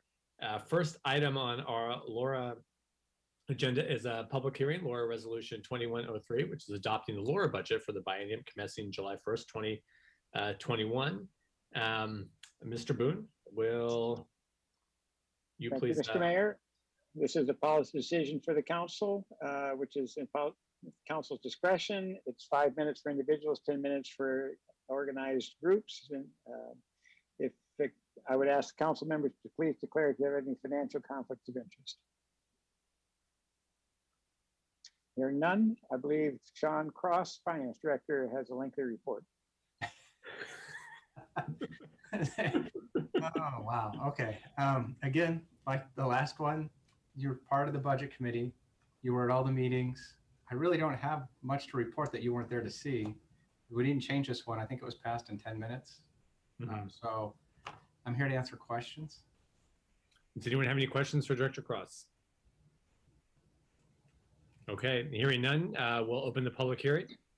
And Ms. Linder, do we have anyone testify? No, we do not. All right, we'll close the public hearing and I'll ask for a motion on this resolution. Move to adopt LORA Resolution 21-03, adopting the budget for the 21-23 biennium. Second. Thank you, Councilor Mans. Thank you, Councilor Woodland. Any discussion? Okay, seeing none. Ms. Linder, please call the roll. Chair Buck, Yes. members Wendland, Yes. Burdick, Yes. Raff, Yes. and Boop.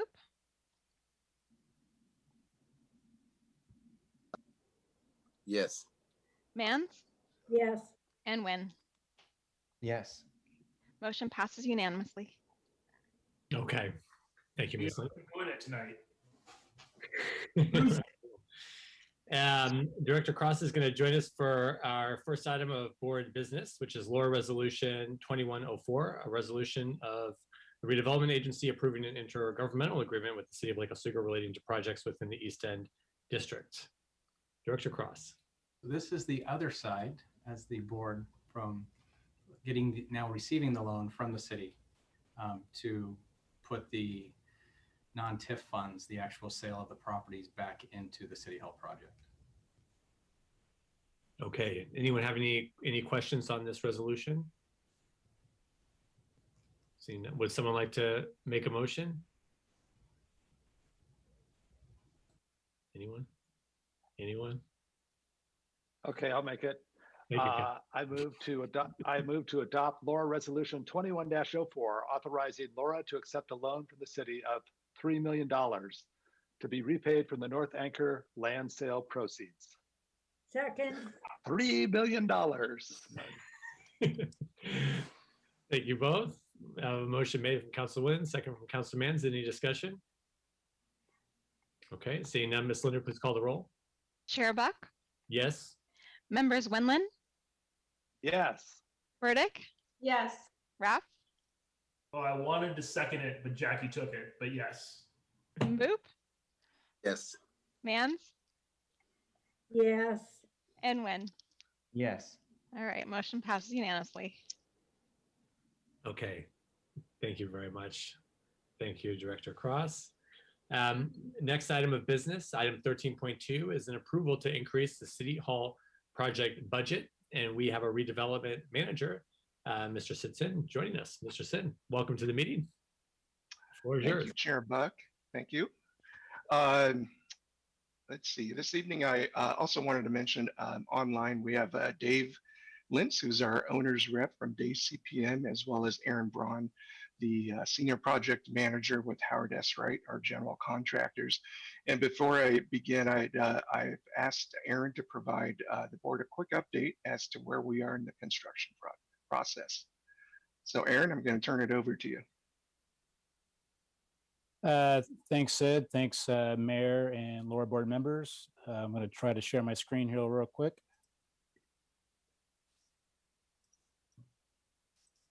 Okay, can everyone see my screen okay?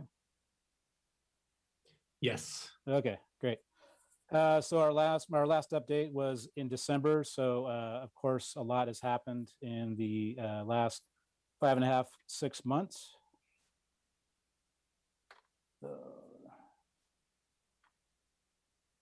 Sorry, it's not moving forward.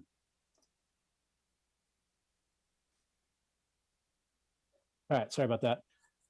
So of course, the big milestones were completing the new City Hall building. That was 20 months of construction, plus the design period and all the time leading up to the project. So obviously huge milestone completing the new City Hall. And of course, that was followed by the move-in period, which of course was, I'm sure, stressful, but it was pulled off with no problems. And then the old City Hall was demolished.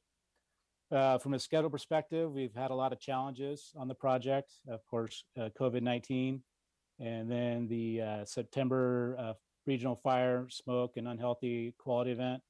And then this last February, the ice storm and prolonged loss of power on the site. Schedule challenges, but the project is relatively on track despite those challenges. Phase 2 structures will be complete in July, which I'll get to here a little more detail here in a second.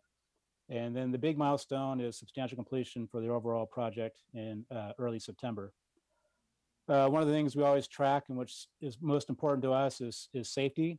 The construction industry can be a very hazardous industry, and we're proud to say that we've worked 140,000 man hours in the project without a recordable injury.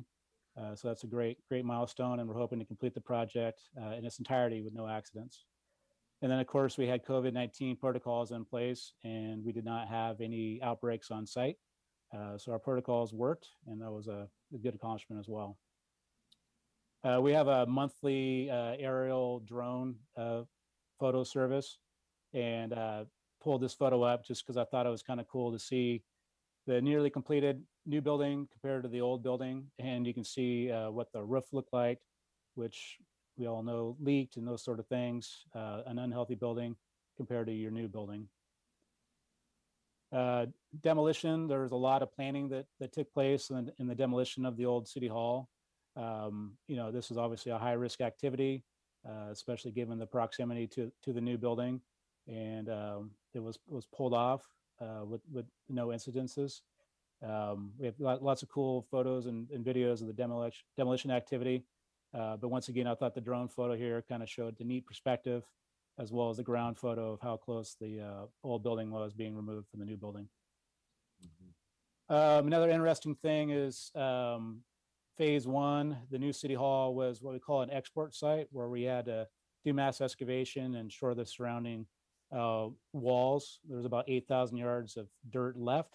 In phase 2, for the public plaza and parking, is an import site. So it was about 6,100 yards were brought in, or will be brought in by the time we're done on phase 2. From our design friends, McKinsey, this is a perspective of the Northwest Plaza that'll be done here in just a few short months with the stormwater retainers and stone and landscaping, hardscaping. And then an aerial view of basically the same thing with parking. So some of the upcoming construction activities the next 3 months, the final fuel tank for the emergency generator is located in the area we're working in now. So that'll be finalized with piping. We have paving to complete on 3rd, 4th, and 3rd Street, which will take place here in about a month. And then we have some minor structures to build in this phase 2 area, which include a transformer enclosure, trash enclosure, bike storage structure. And of course, we got lots of concrete planters and retaining walls, and then funnel hardscape and parking lot paving, and then landscaping. So that's it. I'm available if anybody has any questions or comments. Does anyone have any questions for Mr. Broad? Councilor Rapp. Thank you, Mayor. Is this the time where we can ask specific questions about the financial ask? Is this a good time? Did Mr. Sin, did you have a separate report? I did. I just wanted to quickly recap the requests being to increase the overall project budget of 500,000, bringing the total project to 43.5 million. And of course, that original budget of 43 million was set back in July of 2019, and that was an estimate at that time. And we feel, given the changes, the change orders that we're working on, as well as the other construction related items that we're working on, we feel like that this additional 500,000 would help us get to that finish line, that substantial completion in early September. And again, similar to past reports, those funds are being used for change orders like construction and design changes and value added items that we've owner initiated, we've added to the project. Some additional consulting costs, and then again, we always want to have that a little extra pot of money for that unexpected things that may come up between now and the end of the project. And this 500,000 would come from the city's capital reserve fund, and there are funds and there to accommodate the 500,000. And if there are any of that 500,000 is not used, would certainly stay in the capital reserve fund. So with that, I'm available for any questions. Okay, thank you, Councilor Rapp. Thank you for waiting. Okay, so the first two things. The first question I have is on the documents we got sent from, I'm assuming you said, is on page 2. It said the higher cost was due to higher bid results, omissions in the original estimate, and additions to the original project scope. I can understand higher bid results. I can understand additions to the original project scope. We've all done projects where you have scope creep. I get it. What I don't understand is how we could have omitted things from the original estimate. What were those items that were omitted from the original estimate? Yep, that's a great question, and one of the reasons why I do have Aaron here at the meeting. We process-wise hired us right at an estimator on board, and so we had to estimate the 2 phases. Phase 1, we went out for bid initially, and we had to estimate phase 2 because that was going to be another year and a half out, and so we didn't want to get actual bids for that 2 years in advance of actually doing the work. And so we ended up doing an estimate for that. And Aaron, can you expand on some of the things that were omitted on that original estimate? I don't remember, to be honest with you, the specifics of what were omitted, but the reason the phase 2 was bid out 2 years after the original scope was 2 things. One is the import of soil, 6,000 yards. 2 years out, you really don't know where it's going to come from. Trucking costs, fuel costs, those sort of things. And then there's a large paving component also to phase 2. And so with petroleum being a component of asphalt, the escalation that would have been carried on those sort of items, it was just, rather than carrying a super high budget, the decision was made to carry basically an estimate that was done off our 60% design develop construction documents. I can't say I'm super excited about getting asked to put more money in the pot for something that's already cost $43 million, especially when it's for city hall and not, you know, something that's more broadly used by the community. Me personally, I probably won't get comfortable even deciding on something like this until I can see an itemized list of what every dollar that additional 500 is going to go to. Because my feeling is, I think there's probably some stuff in there that we're asking that's part of that scope creep. Is probably stuff that we can maybe not do in lieu of, and instead use that money elsewhere where that maybe more of the community can get benefit from. So that's my feedback. Thank you, Sid. I appreciate it. Thank you, Councilor Rapp. We'll have Councilor Burdick next, then Councilor Winlet. Actually, my question was answered. So thank you, Aaron. Thanks, Councilor Burdick. Councilor Winlet. So we all want to be at the budget or a little lower to come in, but I understand construction projects. If we don't approve this, I mean, we really don't have a choice not to. Is that correct? I mean, it's not like we are going to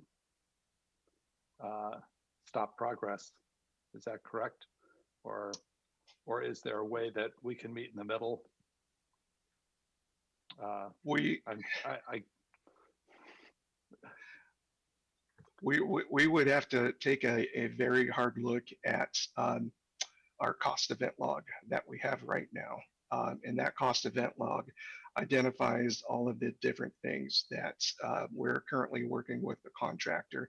Some of those are value added things, let's say like electrical to the art pads. Some of those things that we need to do to complete the project. We'd also have to just perhaps cut costs straight across the board. We'd have to, like I said, take a very hard look at it and just see if we could finish with the remaining budget that we have. A lot of the contingency that we do have right now is earmarked, but again, it's not committed. That's kind of where we are in the project. But again, the 500,000, we did look at that and we thought, we feel like this can get us to the finish line. Certainly the goal is not to use all of that 500,000, but enough to get us there. And anything that the contractor does not use out of their contractor contingency, as well as the reserve fund of this 500,000, if that's not used, it does get returned back to the project and the city. Okay, and then I guess I just want to compliment the whole team on creating a great product, a great project, a great outcome. After going through the city hall, I know Mr. Braun and Mr. Lentz, I know Mr. Sin, you guys have been working your tails off to get this done. I just want to, I don't want to quibble about the last few dollars, and I'll support this resolution or this motion, but I do want to compliment everyone for coming through. You made it through COVID, which probably put some restraints on how you could do things. And I know that you also got through and got us City Hall on time, and I think pretty darn close to budget. And I do want to recognize that. And if any of our citizens are looking or watching this broadcast, go down to City Hall and take a look, because it's a beautiful building. I think it turned out exceptionally well. And in the bigger picture of things, I think you've managed this project very well. And we had the generator turn on twice due to natural events already. So some of our investments are paying off in spades. So anyway, thank you to the team that built our City Hall, and we can hardly wait to start using it from a City Council standpoint. Thanks, Councilor Winland. Mr. Sin, the project we funded mostly with LORA dollars and then partially with general fund dollars. So why is this the 500,000 come from the city, the capital fund reserve instead of from LORA? Right. So when we began the project, we'd estimated maybe 33 to 36 million from redevelopment tax increment funding. And the project has accelerated so much that we've spent that TIF money. And I believe Director Cross also came back to the board earlier this year to have some funds available from the city's general fund or capital reserve fund. And so we have now tapped into that. And so bottom line is we no longer have any TIF funds left. And so we're using the capital reserve fund.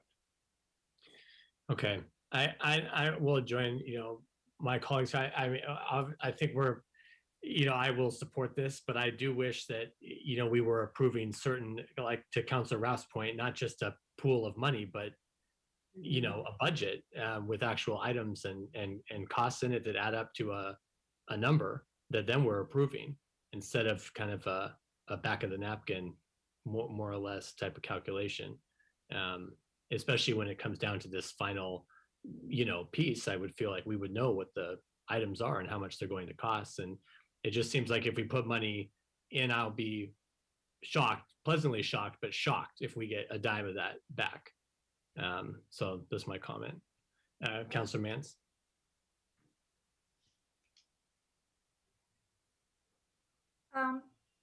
Yes, I agree with my colleagues, and I'm not going to belabor the point, but having been involved in the largest infrastructure project to date through the Lake Oswego Tigard Water Partnership, you know, there were glitches. There's always glitches in large construction projects, but in this particular case, it would have been extraordinarily helpful, and I'm only saying this not as a criticism, to have a punch list so that we could have seen what those threats were. For example, as we're entering into COVID, to be able to say, okay, we may be looking at a 6 or 8 or 10% increase in gas or fuel or topsoil or whatever the case may be that was mentioned.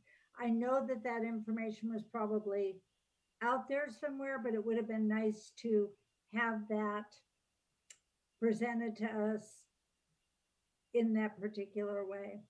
I think the City Hall is going to be great. It's beautiful. I agree with Councilor Raff that we really might have done a different job. I won't say better or worse, a different job in how we went about this. To Councilor Wendland's point, it is going to be a beautiful place and a community center. But I don't know, guys, I will vote for it. I don't want to hold the project up at this point in time, but I'm troubled. So thank you. And thank you for all your work. This is not personal. It's a business thing. Thank you. Thanks, Councilor Manson. Councilman Boop, I see your hand, but I missed Mr. Lintz's hand. Is it okay if he jumps in? He might have a response. Yeah. Okay, Mr. Lintz. This is completely unscripted, but you know, I've been helping Sid for 2 years here. First of all, I want to say great big congratulations to Howard S. Wright for being able to build this building during COVID. Every one of these workmen had to walk up and down 2 different stairs in a one-way pattern to build this building. And there's no schedule change. Now that's just remarkable. I've got 40 years experience building buildings, and it is incredible, frankly, that we're still on schedule. We have well over $140,000 of COVID-related changes. Just COVID protocol to keep the site clean and no one infected was about $77,000. We upgraded the mechanical system to use MERV 13 filters in this project for about $65,000 in the middle of the job.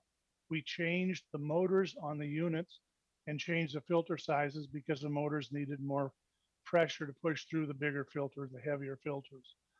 There's well over $1 million worth of changes that are scope changes to this job that were not expected and not contemplated at the beginning of this job. There's a list. Sid is humble not to present a big long list and go into the detail, but it is there's a big list of things that we've done here that were not in the original scope. So hats off to Sid and Aaron for all of their incredible work to get to where we are and without a schedule change. But any other questions if you need them, but I'm sorry to jump in. I just had to do it. I appreciate you pointing that out. I think we're all cognizant of that. Maybe if we would have had a little bit more foreknowledge, how could you possibly have had foreknowledge? It might have helped us understand the scope of what you were going through and what the workers were going through. But thank you. And thank you, Sid, very much. Thank you. Thanks, Councilor Metz. Thank you, Mr. Lentz. Councilor Boop.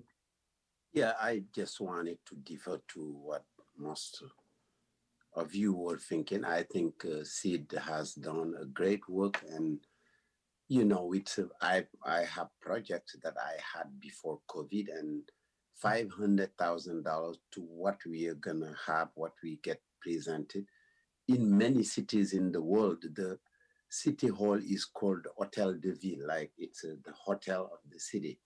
And if you see what have been done, I mean, even at $1 million, I would vote for yes. And honestly, I read the thing. It said what he said: construction and design change, value added items, and I know even changing the MERS filters from 13 probably to 15. I've done it in my school. It's a small, very small business compared to this thing.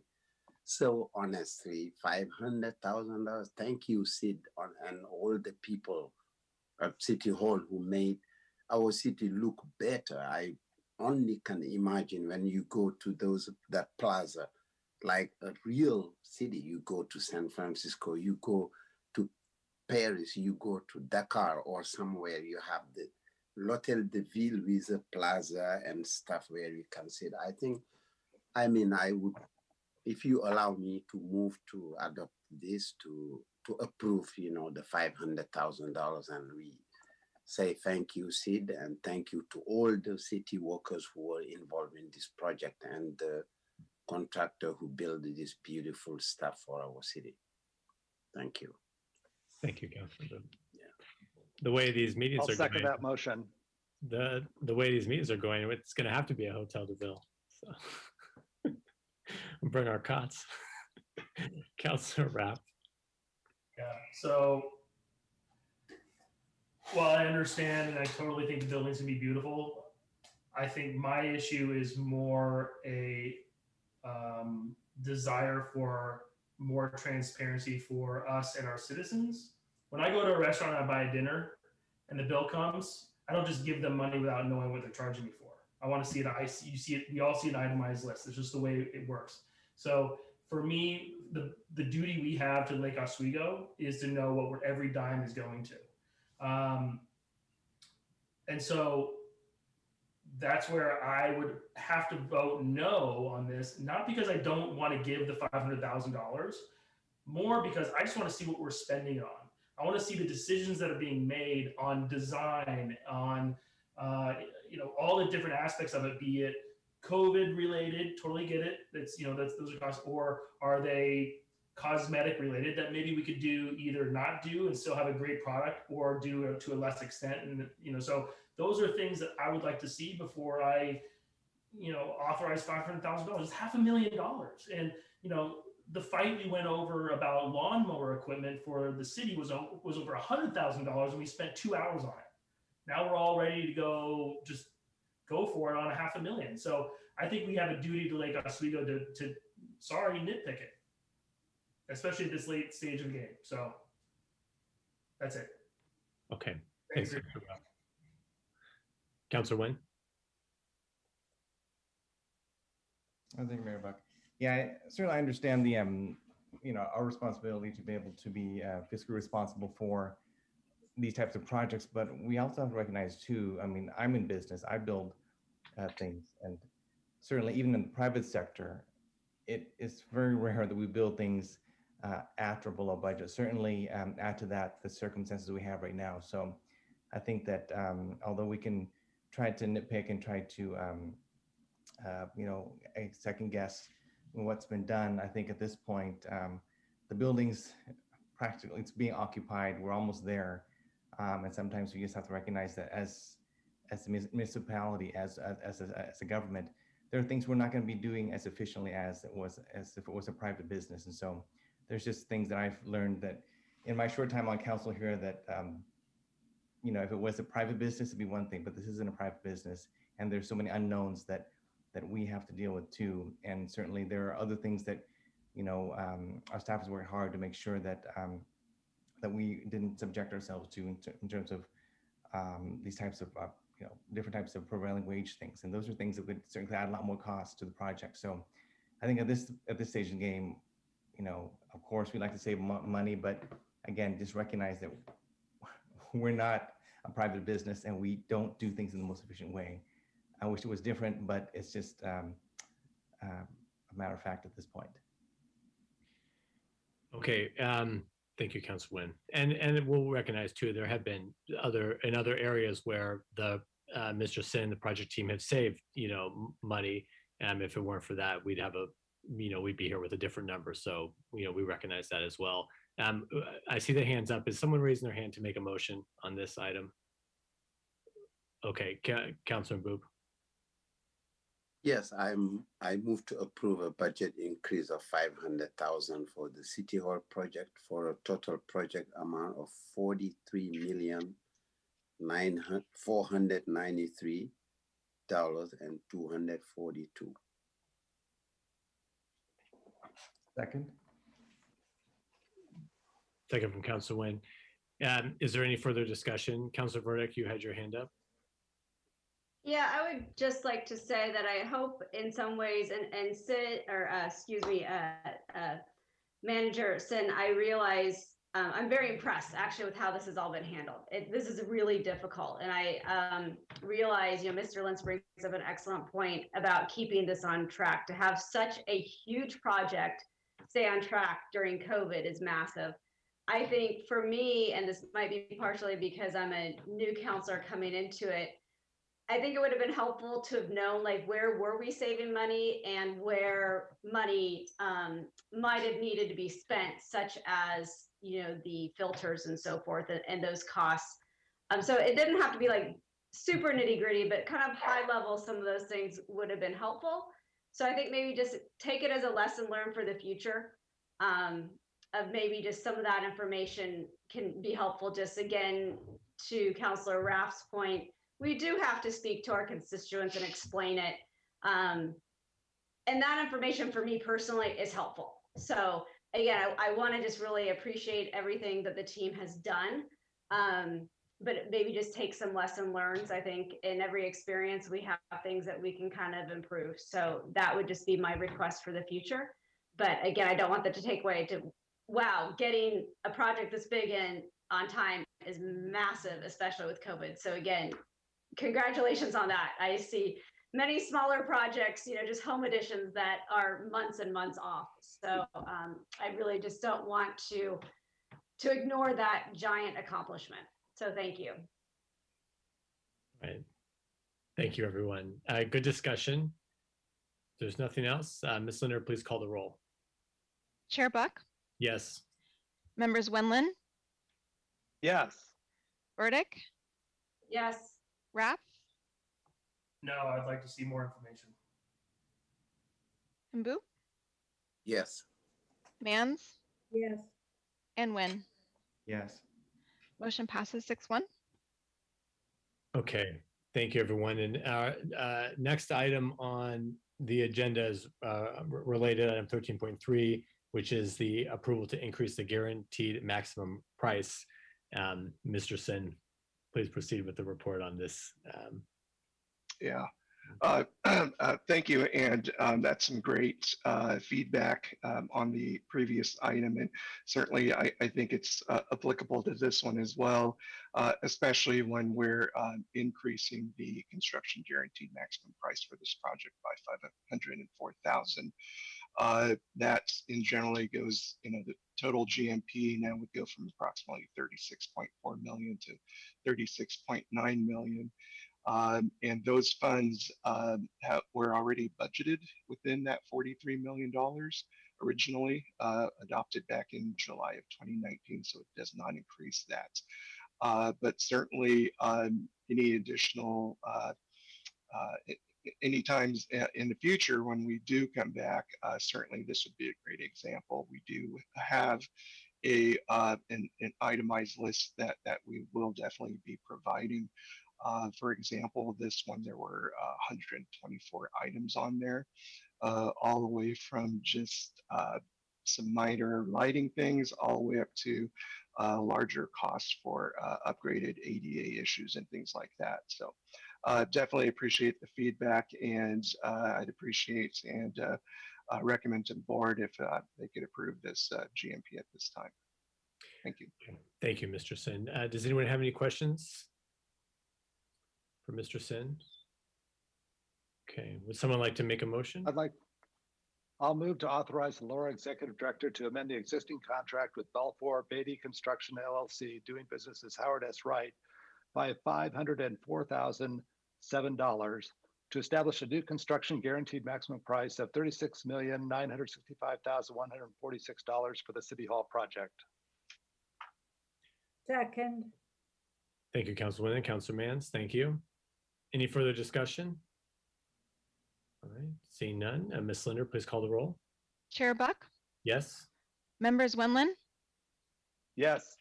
Burdick, Yes. Raff, Shock everybody by saying no. Mbu, Yes. Mans, Yes. and Wynn. Yes. Okay, motion passes 6-1. Thank you, everyone. Thank you, Mr. Sin. Appreciate the presentation. Appreciate your work. Thank you very much. Got a great City Hall. Thank you. And Mr. Braun, thank you both for being here as well. We appreciate it. Thank you, guys. Have a great evening. Thank you. Looking forward to the phase 2 completion soon. Thank you very much. Okay, next on the LORA agenda is approval of LORA meeting minutes.